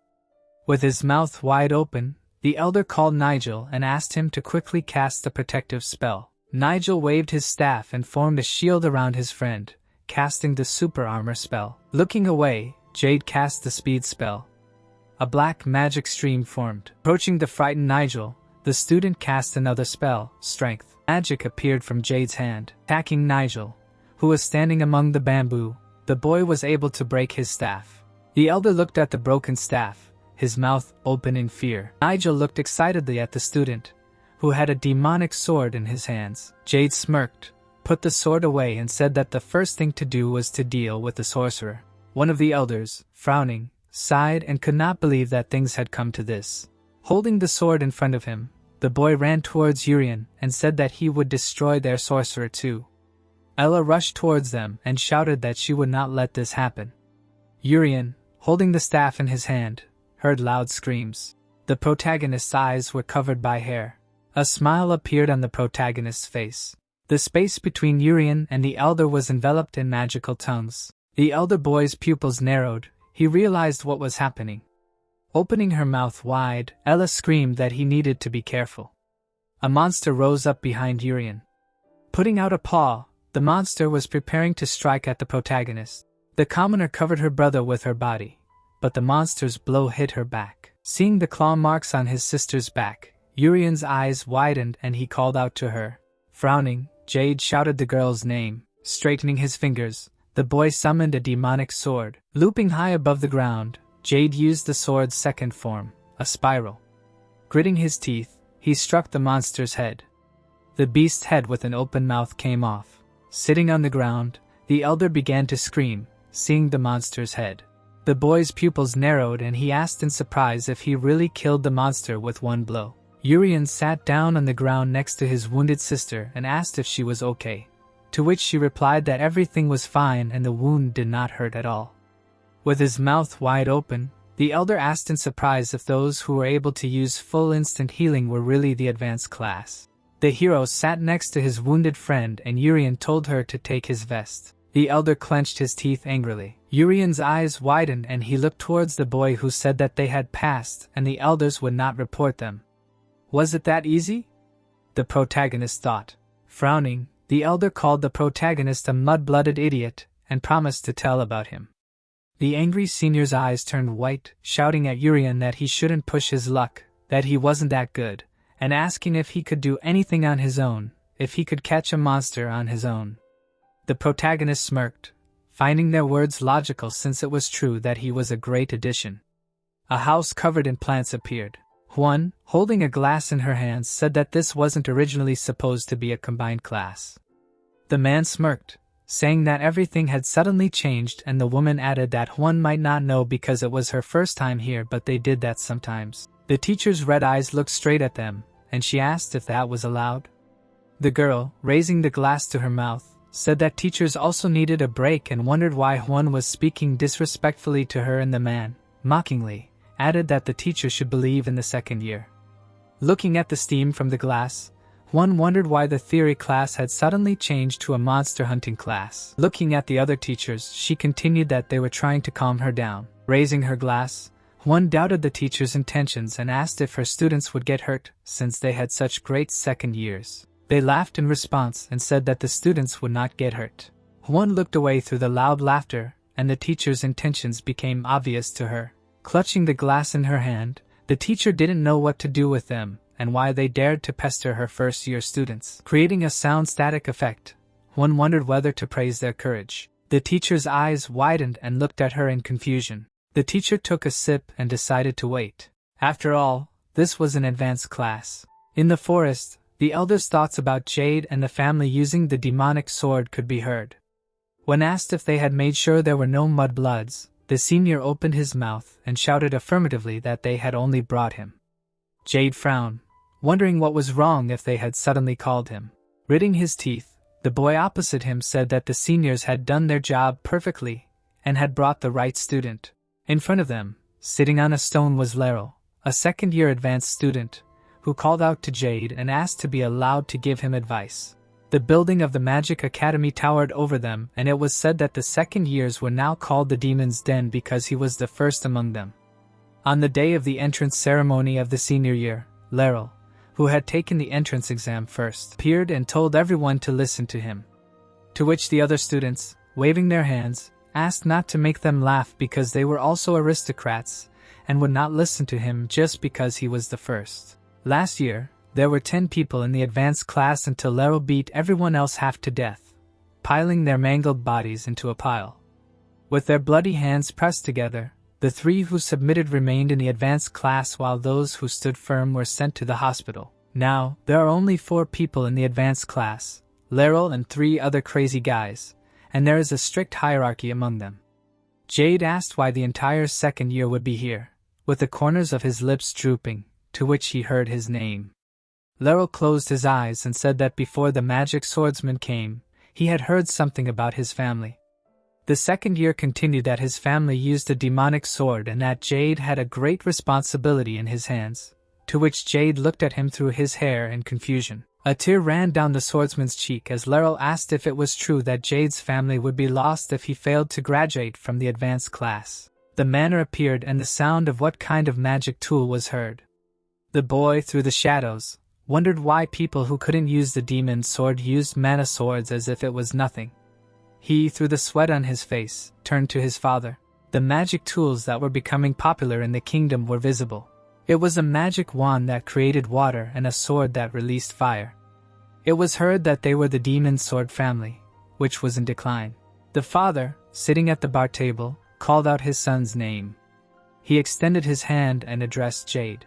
The father, taking hold of the boy, shouted that he must graduate from the advanced class no matter what it took, adding that they must prove that the demon's sword family was still alive and well.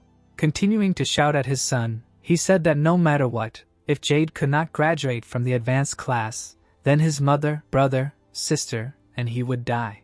Laryl appeared, sitting on a rock, saying that he would let him graduate from the advanced class. Jade, wide-eyed, asked again. The second year, looking at the boy, said that now this class was being watched by people of such heights that it was difficult for him to imagine their strength. Laryl, narrowing his eyes, said that they gave them a task and guaranteed that they would not be expelled if they helped them complete it. Jade listened with his mouth slightly open as the senior said that for people like them, graduating from the advanced class was a normal thing and asked if that was true. The second year looked at the boys and answered affirmatively that Jade should go to those commoners and do as he told him. Laryl narrowed his eyes and said that it was much easier than fighting for a place in the advanced class, and said that he was helping him because his family was going through a hard time. The boy, looking scared, heard that he now had the opportunity to become a worthy son. Urian and Ella, with their mouths slightly open, were worried about Jade. The sister, raising her hand, said that he had not returned for so long that they were starting to worry, and Julian asked where the seniors went. Jade was bleeding from his hand and he heard him not say that the seniors went to tell the teachers that they were not working well as a team. The boy opened his eyes. He began to strike with his sword and Ella did not see it and responded to her brother. An attack occurred. Urian pushed his sister back. Jade, slightly opening his mouth, asked if this was a bad joke. Did he not think so? The brother and sister were trapped and the swordsman told Urian to be careful. Swords appeared and it was heard that there was high voltage between them and if you touch them, then simple treatment will not help. The protagonist, standing in the cage, asked if Jade did it with the demonic sword and added that he is capable. The swordsman slightly opened his mouth and, apologizing, told the brother and sister to stay there. Looking at them with shame, said that the elders said that he can monopolize points. Urian and Ella, with wide eyes, heard that Jade should stay in the advanced class and for commoners it is normal to fly out. The swordsman, with his pupil bulging, thought that he would let them out when the lesson was over and apologized. A bamboo forest appeared and he heard what it was doing. Leril, looking at his bloody fist, said that he thought he clearly asked to cut off their limbs. He, looking down, clarified that Jade was trying to disobey the people above. The swordsman was covered in bruises. He remembered Leril sitting on a rock and telling him to find his brother and sister and cut off their limbs. Jade, with his eyes wide, thought that it seemed to him that the people above refused to accept the fact that there were commoners in the magic school. The second year, looking at him, said to kill them, and this was their task. Trees were visible, and it was heard that the other teachers could not get here, and the senior thought that the people from above gathered the teachers for this operation. Leril, leaning on his knees, said that the task must be completed. Jade's face was dripping with sweat, and he knew he couldn't let them down. A notification appeared that he had to save his fallen family, and this was his chance to become a good son. Jade was all tormented, and he heard his name being called. Leril pursed his lips and said he didn't understand and asked if he didn't need to graduate from the advanced class. The elder looked at the fallen swordsman and said that he had done so much for the poor commoners, to which the boy replied that they were not poor commoners. Jade raised his head and shouted that it was Ella and Urian. Leril looked down and asked if he had been enrolled a day or two ago, and added that that was enough time to become so close. The swordsman slammed his fist on the ground and said that he wasn't saying that because they were close. Imagining Ella holding a sword, he said that she was talented in wielding it and worthy of being in the advanced class. Lying on the ground, the boy said that Urian was weak and lacked skills in magic. Thinking of a worthy protagonist, he said that the protagonist was smart and would definitely become a wonderful adult who would lead the kingdom to prosperity. Jade, imagining Urian talking to people, added that he also had amazing healing abilities and in the future he would be loved by many and heal many in the kingdom. The swordsman, with his mouth wide open, shouted that they both had a future. Leril, standing over Jade, listened to him say that they would be more useful than any noble who discriminated against them only because of their status. The elder, with his mouth slightly open, said that there might be some benefit. The second year sat down next to him and said that then Jade's family would be doomed to despair. With his brows furrowed, said that disobeying high-ranking nobles was a crime and that it would lead his family to an even faster decline. The swordsman, through the sweat on his face, heard that the naive, innocent brother and sister still knew nothing about this world. It seemed that the brother and sister, happy for Jade, said that they heard that he got into the advanced class and was in third place. The swordsman, putting his hands on them, asked if it was great, to which he received a positive answer. The younger brother, closing his eyes, asked if their father would smile again. Jade, with his mouth slightly open, heard the question of whether the family would be happy again. The guy, hugging his brother and sister, confirmed and told them to believe in him. Saad and Hazel smiled and listened, saying that he would definitely graduate from the advanced class. Leril extended his hand to the swordsman and said that it was not too late and let him take his hand. The second year opened his mouth wide and asked what was wrong with prioritizing your family over the future of the kingdom, adding that his brother and sister had done something bad. He was covered in blood and heard that no matter how he resisted, the commoners would die today and that the teachers would not save them. Leril stretched out his hand and told the swordsman to get ready and kill them, and added that he was not angry. It seemed like they were stretching their palms towards each other, and it was heard that they should live like successful aristocrats. Jade hit the elder's hand. The second year, biting his lip, heard him disappear, that the swordsman would never do such a thing. The boy, holding his hand in front of him, said that these were his friends and family and he would protect them all. Leril narrowed his eyes. He lowered his head and said that Jade would regret it. Leril sat on a rock and smiled. A brief description of the current situation. The second years from the advanced class came to kill Urian and Ella. Demonic energy began to be drawn out of the boy's hand. Jade fought the second years to protect them. The student began to slowly approach. The swordsman did not want to admit it. The blonde opened his eyes wide. He was strong. Jade looked at the enemy and said that he would fight because he could not allow them to do this. As the student's eyes widened, he understood that if he lost, Ella and Urian would be in trouble. The guy said 10 times. He raised his hand and said that he would hit him 10 times and kill the heroes. Jade looked at the enemy and asked if he was really using a short dagger. They ran at him. The guy shuddered and thought about his body in bewilderment. The blonde calmly stabbed the boy with a knife. Jade spat out blood. The villain said that he used to use long swords. He smiled and said that if you use a dagger, you can look at the victim up close. The student threw the swordsman to the ground and said that there were 9 hits left. The other student smiled embarrassedly and said that no matter how many times he saw the ability to restrict movement, he still felt creepy. The gray-haired man looked ahead solemnly and said that they also did not obey at first, but in the end they had no choice. He said that Laurel does not fight. The young man threw the dagger on his shoulder. His friend said that he was beating. The boy said that in 10 seconds he would strike again. Jade grabbed his wounded side. The opponent began to count, and the swordsman thought that at some point he could not move.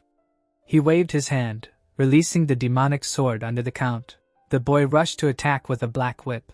Laurel blocked the attack and said 1. He opened his eyes wide. The student froze. The enemy was behind him and struck with a dagger. Everything repeated again. Jade gritted his teeth. The dagger was pulled out of his back. The psycho smiled and said that he had a great expression on his face. The guy began to writhe on the ground, and the student said that he would count another 10 seconds and begin. He looked at the swordsman and counted to 2. Jade jumped up, using the third form of the spear. Black bayonets rushed towards the opponent. The brunette clapped his hands, noting how many spears the hero could create. He said that this year's advanced class is impressive. Jade looked forward in fear. His hand was pierced through by a blade. Laurel raised the dagger above his head. The hero screamed. The psycho looked down and started a new count. The forest. The guy turned to Urian. The brother and sister looked forward. They agreed that the words about the glasses were a lie. The girl clenched her fist and asked if Jade would be okay. She said that the elders were threatening him again. The white-haired one folded his hands together and said that if it were only those 2 idiots, he would be okay, but for some reason. He looked forward and said that he had a bad feeling. Jade fell to his knees. Sunbai straightened up at attention. He clenched his teeth and groaned. Laurel approached him and said that if they were going to continue to be cowards, then let them go. He said that they were here to kill. The big guy raised his shoulders and began to apologize. The swordsman was lying face down on the ground. They asked him if he was alive. The blonde walked up to him and said that he was going to kill his brother and sister now because in the end his attempts to stop him were futile. The psycho looked up and said that his actions were pointless, and he brought ruin to his family. He squatted down and asked if the student regretted it. He asked why he was in such a state. Jade stared into space. The psycho asked why his family was created to suffer and why he couldn't pull himself together. The boy didn't move. The villain mockingly said that he could still save them, but then suggested just killing those commoners. The guy looked at him and said that the duration of the restriction of movements was 5 seconds. Laurel looked down and said that the recharge lasts 10 seconds. He looked angrily and asked what he knew about this. Did he really think that this would change anything? The blonde raised his fist to punch and cursed. The swordsman screamed. Laurel knitted his eyebrows. He thrust the dagger into Jade's hand and asked what on earth Jade was thinking. Why didn't he obey him? The sky and the trees. The psycho asked, didn't he really need to graduate from the advanced class? He really let his family fall. The student began to rise. They asked him why he was doing so much for the commoners. The blue-eyed man smiled and repeated the blonde's question. Laurel looked closely at his victim. He repeated the question again. Jade trembled and said that the villain had no real friends. Laurel shuddered. The swordsman said that he could not express in words how pathetic it was. The psycho lowered his gaze. He raised his dagger to strike, frowned, and looked questioningly to the side. His dagger flew out of his hands. Jade knelt down and looked up in shock. He turned around. Urian asked, was Laurel really going to monopolize the points? The hero stood next to him and healed his friend. He asked him to never think about such a thing again. Jade looked at the hero in shock. The villain's assistants looked at the use of healing in surprise. The gray-haired one said that the rumors were true. The blonde frowned at the hero. Urian smiled menacingly and said that the older idiots would not get away with this, especially when it came to the psycho. The boy smiled and said to get ready. Laurel smiled madly. He squeezed the dagger in his hand. He swayed and thought that this idiot had crawled here himself. He ran at the hero and shouted that he would kill him now. Urian looked from under his brows and smiled. He put his hands in his pocket. Who would have thought that he would come here himself? Lero grimaced and shouted again that he would kill him. Urian looked at the enemy. The cast of the dark sphere began. Jade attacked with a spiral, but the enemy dodged. The psycho looked at him and noted that the swordsman had already restored energy. That's what full instant healing means. The young man looked at him angrily. When came up behind him, his friend asked him why he came here. The boy calmly looked ahead. The student shouted that it was dangerous here. Urian went up to his friend and said that he was seriously injured. Jade looked at him in shock. The hero said that he thought he had healed him, but did he really miss something? The blonde smiled. The friend said that he had excellent healing abilities. The boy said that his sister was also in danger. The princesses looked at him in confusion. The swordsman lowered his embarrassed gaze and said thank God. The veins on the villain's forehead bulged. He asked what they were whispering about. He was getting lonely. The student looked at him in fear and the hero left. Sweat was pouring down the boy's face. He could feel that the villain's aura was full of killing intent. He lowered his gaze and told the hero to prepare to run. Urian nervously looked ahead. His friend said that the enemy was more dangerous than he thought, to which the hero said that he had just arrived. Lero gritted his teeth and asked, who said he would let him go? Jade flinched. The psycho used the immobilizing ability again.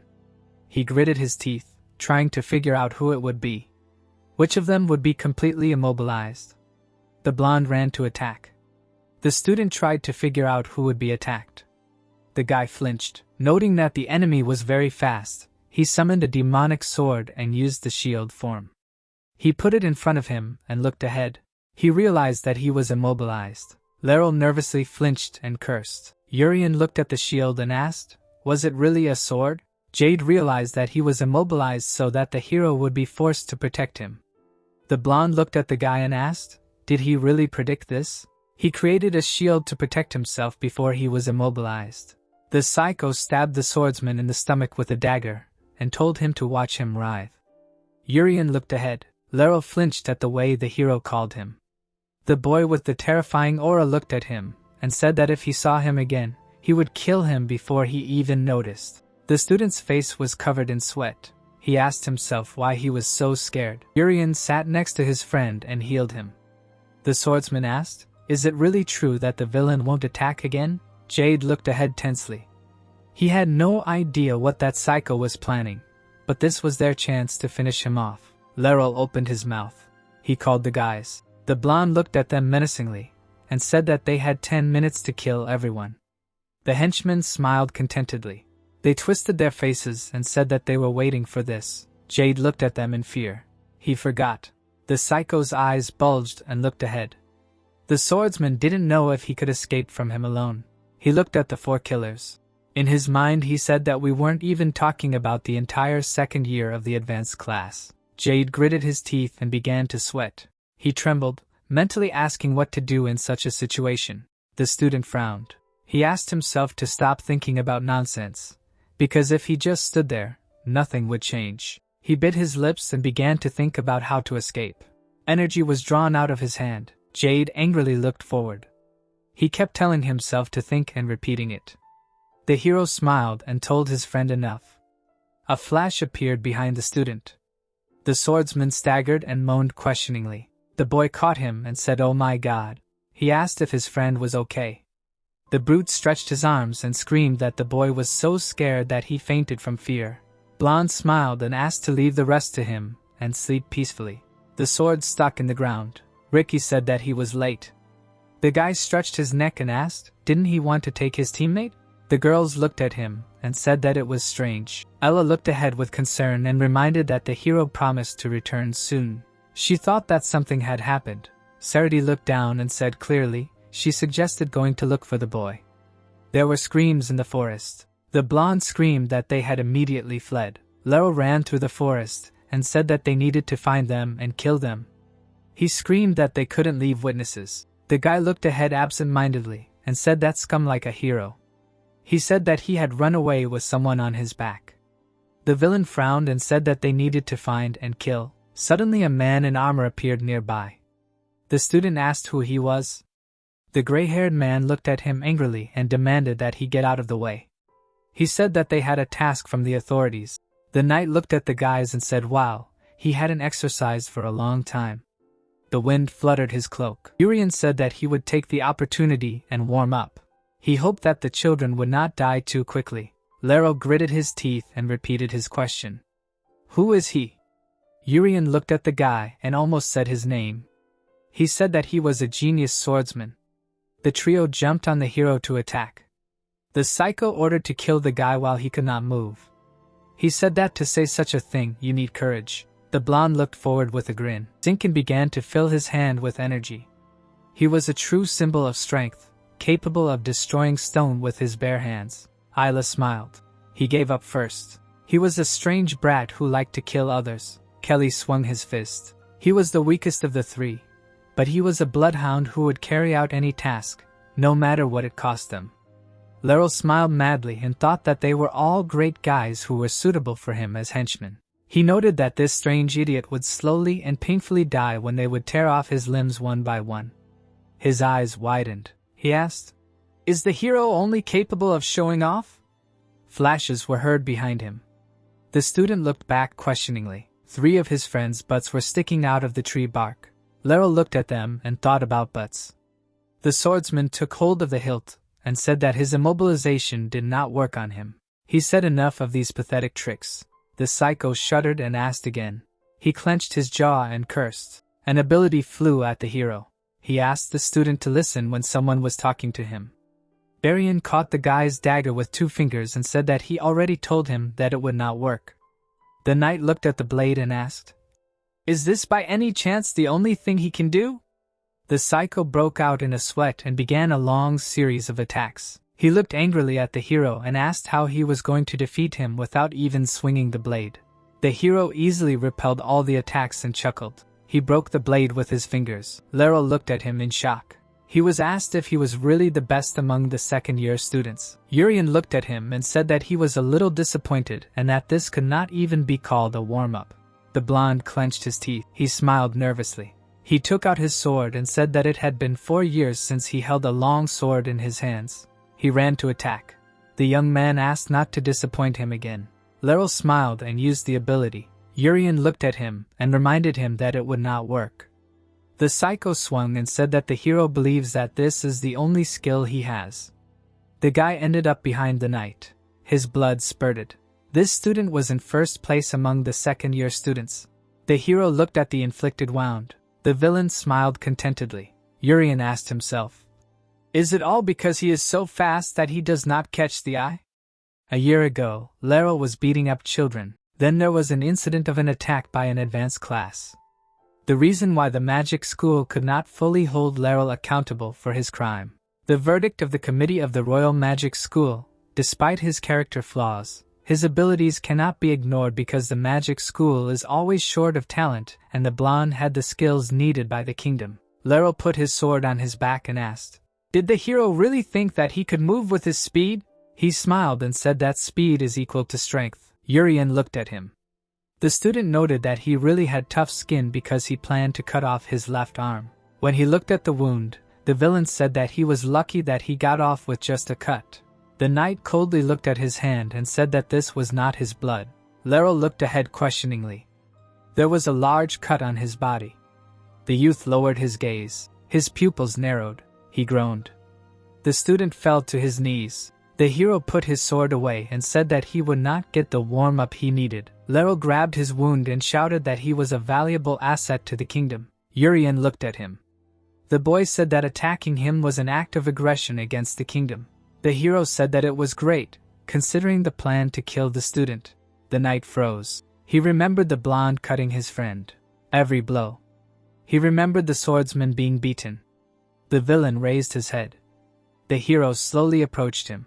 Threatening him with an aura, he said that this would not end with his head stuck in a tree, at least not for him. Laryl broke out in a sweat and asked who the hero was. The knight grabbed his sword. He said that he would have to kill him if he said, "White hair." The girls and the boy looked around. Cersei asked if everyone felt that aura. Ricky looked away and said that it was Yuri. He was covered in mana. The girls said that it was the one the boy pointed out as the culprit of the incident at the entrance exam. Ricky used the wind and flew forward. Cersei urged her friend. The white-haired man quickly ran forward. He shuddered. Yuri stood in front of the body of the best second-year student. Urian looked at him silently. Ricky descended, addressing the hero. The knight looked at him and asked him to call him by his fictitious name. The boy came closer and asked, "Could it be that Laeral, the best among the second-year students, could not compare to him?" Ricky looked down and said that the boy had such great strength and still planned to kill students.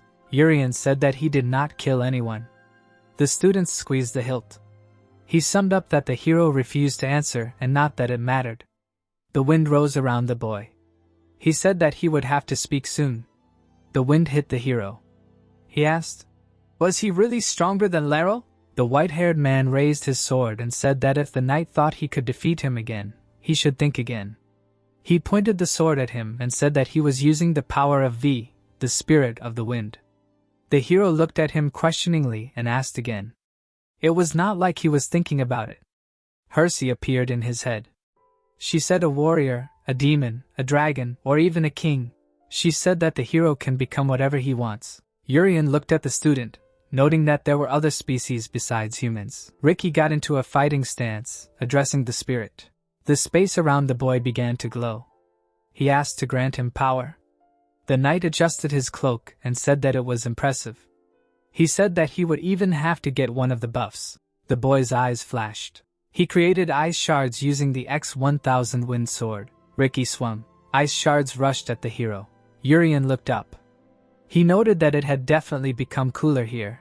An explosion was heard. Urian gripped the hilt of the sword, and with one swing, he scattered everything to the sides. The knight spun the sword and said that the student would have to come up with something better. Ricky's sword began to glow. A wall of cold and wind appeared around him. He noted that the hero had let down his guard and now was his chance. He stared ahead, intending to finish the hero off with one blow. A pillar of light struck near the student. Urian said that this is exactly what he was talking about. The warrior looked at the opponent and said riddle surprise. He said that it seemed like he was here, but it was better to watch the back, so where is he? A beam struck from the sky. The opponent looked forward. Urian hit him with the edge of his palm from behind and said that the answer was this. He said that there was an afterimage in front all this time. Ricky's eyes rolled back. He said that this was a cheap move. The hero raised his hand and said that the white-haired one was better than Laeral. Palace, the joint predator hunting lesson for first-year advanced students, was cancelled. Urian stood. It was because Urian was the main suspect in the entrance exam incident. The one who used the beast to attack the nobles appeared and attacked the students again. The man walked up the stairs. One opened the doors. The principal looked at her and smiled. The president looked at him darkly. She hoped that the man was informed. Majes smiled and said that he heard that this incident happened when she was called by the other instructors. Devshika walked further. She said that she was not allowed to return to class. Majes noted that she was not the type to be locked up. One looked forward tiredly and said that she did not resist. She just did not expect her students to get hurt. The president walked to the principal's desk. She suspected that this incident was staged. She said that someone of high rank had a direct influence on the teachers. The principal smiled and said that this was exactly his thoughts. He also believed that the true mastermind was a high-ranking noble. One looked at him silently. The office was covered in a bunch of flashes. The director looked grimly at his office collapsing. The president said that she would pray. The girl looked at the director and added that he was not involved in this incident. Majes looked up and called her by name. He looked askance and said that she was not the only one who felt insulted because of this. One did not move. The man said that he was also very upset by the fact that the students were seriously injured. The director looked up and swore that he was not involved in anything, but he suspected that the teachers who kept her locked up were like that, so she was currently undergoing a thorough interrogation. One lowered her gaze. Majes said that he would reveal the truth about this incident as soon as possible.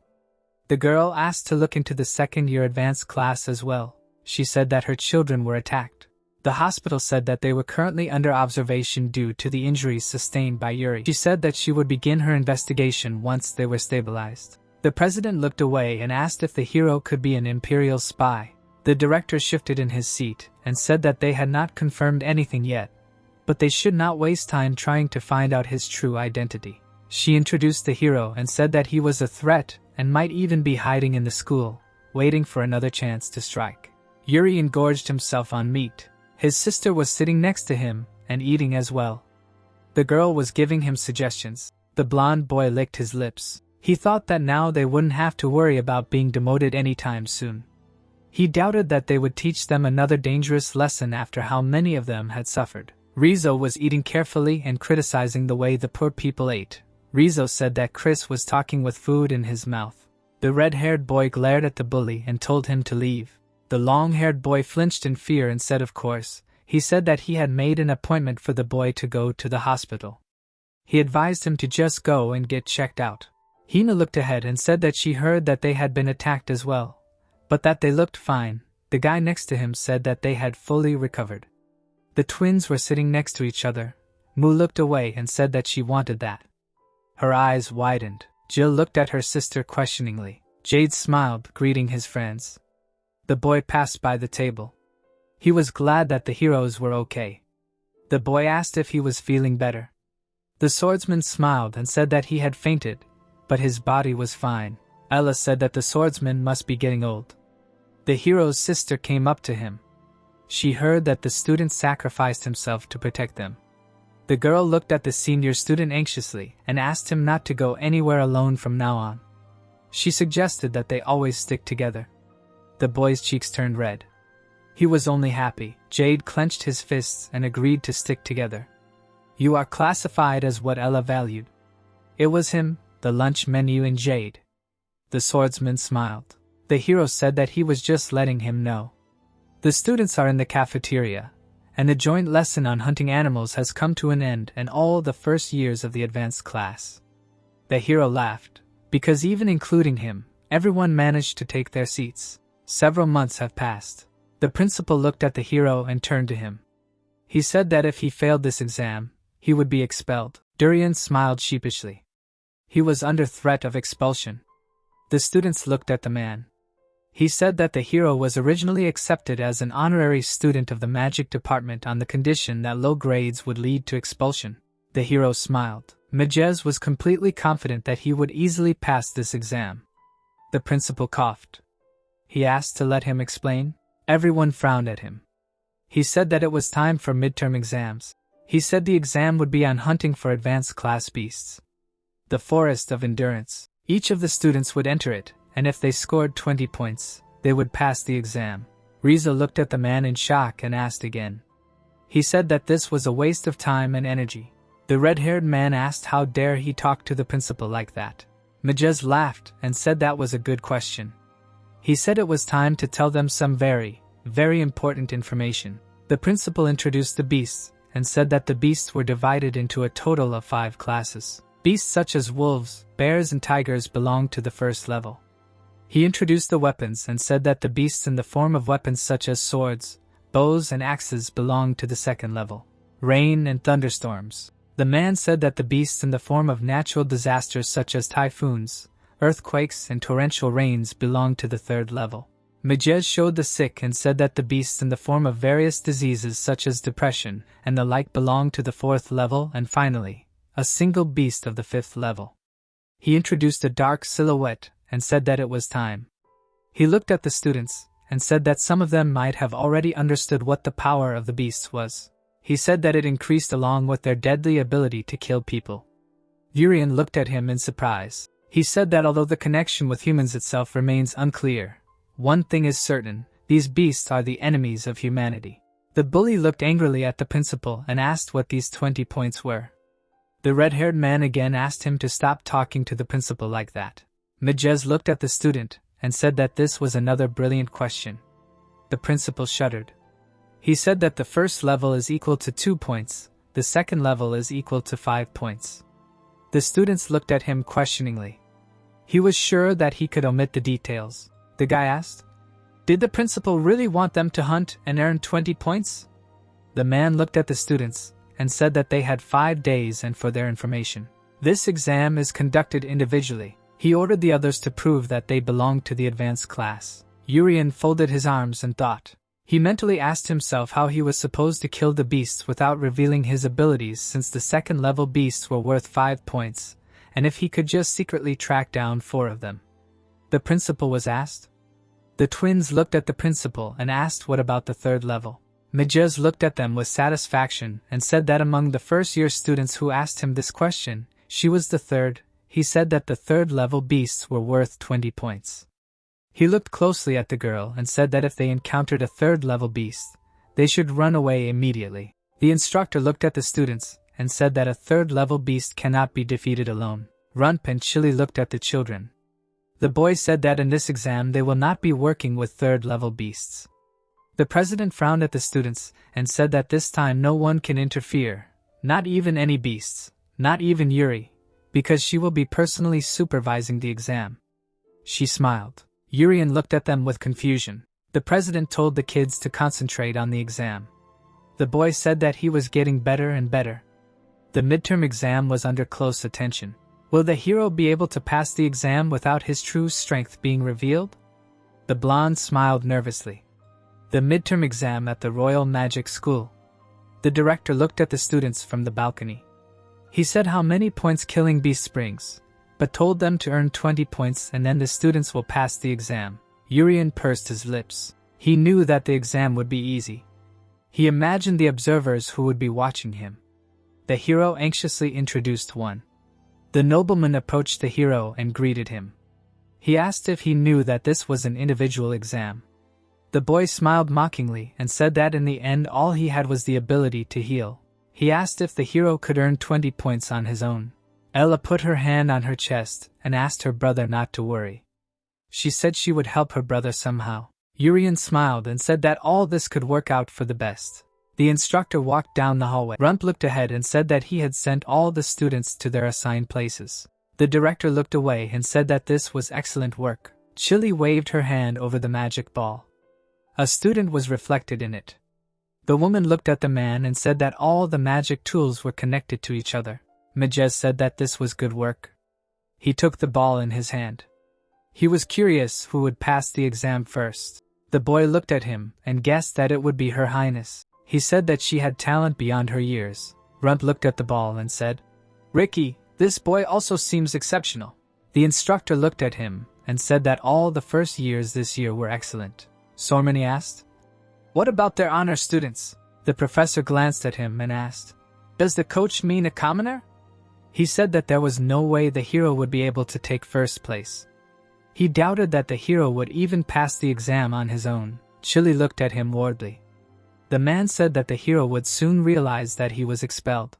The woman said that the boy should stay in their school. Human looked into the orb. Jerry said that he hadn't even seen his instant full healing in action. The president said that they just needed to keep watching to see if he would pass the exam or not. Urian stood in the reflection of the orb. The hero smiled lossily. He asked to stop watching him. He looked at the eye hanging in the air in front of him. The boy smiled and said that he would be expelled if he couldn't get 20 points. How could he pass the exam without revealing his true abilities? Urian looked up and asked thoughtfully, "What is the standard of their durability?" The youth released Mata from his hand, asking, "Is an instant full healing an incredible skill in this world?" He put his hand to his mouth. He asked himself, "Does the standard of strength only apply to combat?" At that moment, a huge rat appeared behind the boy. Urian looked up and said that it was very disgusting. The beast opened its mouth and screamed. The blonde looked away boredly. The eye watched him. The boy took out a stick and shot water out of it. Chili jumped up happily. She said that it was his magnificent water attack. Very frowned at the ball. The instructor said that she had never seen a student use the one she made so gracefully. The professor said that it was not bad. Rum stood to the side. He noted that the hero had impressive mana. However, in front of the hero stood a large wet rat. The guy said that it was not enough. Urian laughed. He said, "Look how wet you are, as expected." He looked down, thinking that so much power did not bother his heart at all. He remembered how mana poured out of his hand when he was a child, At first, any manifestation of power caused a sharp pain in his heart. The hero looked away. He thought that it was because he tried to exert much more power than he had just now. In other words, the impact of a certain amount of power would not be fatal for him. Two monsters peeked out from behind the trees. They surrounded the child. But he smiled. For him the question was, what exactly is this limit? A bone creature appeared behind the beasts. The boy's eyes widened. The sword beast was looking at him. Its body parts were glowing red. It attacked, accidentally killing one of the rats with the attack. Red slashes flew at the hero. There was an explosion. The observers began to stare at the balls. Dust rose. Urian came out of it, fully healed. Chili clapped her hands, saying that this is it, instant full healing. Jerry looked into the ball and asked, did the hero really get a critical hit and come out unharmed? The student looked ahead and said that this is the second level, so it is 5 points. He asked, will everything be okay with Ella? The forest. The girl and the swordsman looked ahead. The boy asked the girl to be careful. The axe beast was looking at them. The student said that this is the second level. The couple leaned towards each other. The guy offered to deal with him and go look for Urian. The monster raised its blade above itself. Jade guessed that the hero was in a difficult situation. The boy and the girl flinched. Flash. The monster attacked. Jade hit the energy stream. He looked ahead tensely, trying to figure out why the monster was so strong. Ella joined the defense. The student angrily looked ahead and screamed. Jade gritted his teeth. He swung his sword. The monster rose higher. The boy thanked his partner. He said that she helped him repel the attack. Ella said not to mention it, because they were friends. The swordsman's cheeks turned red. He asked again. The student said that her hands were still shaking. She looked at her hands with anxiety. She said that the second-level beasts are much stronger than the first-level beasts. She said that if Urian got hit by a second-level attack, he could get seriously injured before he had a chance to use healing. She clenched her fist. She looked sternly ahead and suggested to quickly deal with this monster and go look for Urian. Jade looked at her happily. The partners stood in fighting stances and were inspired. The guy assumed that the hero would need their help to earn points. The monster looked at the hero. After a face-to-face clash with a level 2 beast, Ella and Jade gained confidence. They looked forward with enthusiasm. The swordsman thought that the beast was strong, but not invincible. He wanted to see if he could do any damage to it. Soon the couple looked up in shock. The two fell into despair. The elemental monster stood right in front of them with the axe monster. A level 3 hurricane beast appeared. Thanks for watching. Don't forget to subscribe and hit the like button for more epic manhwa recaps.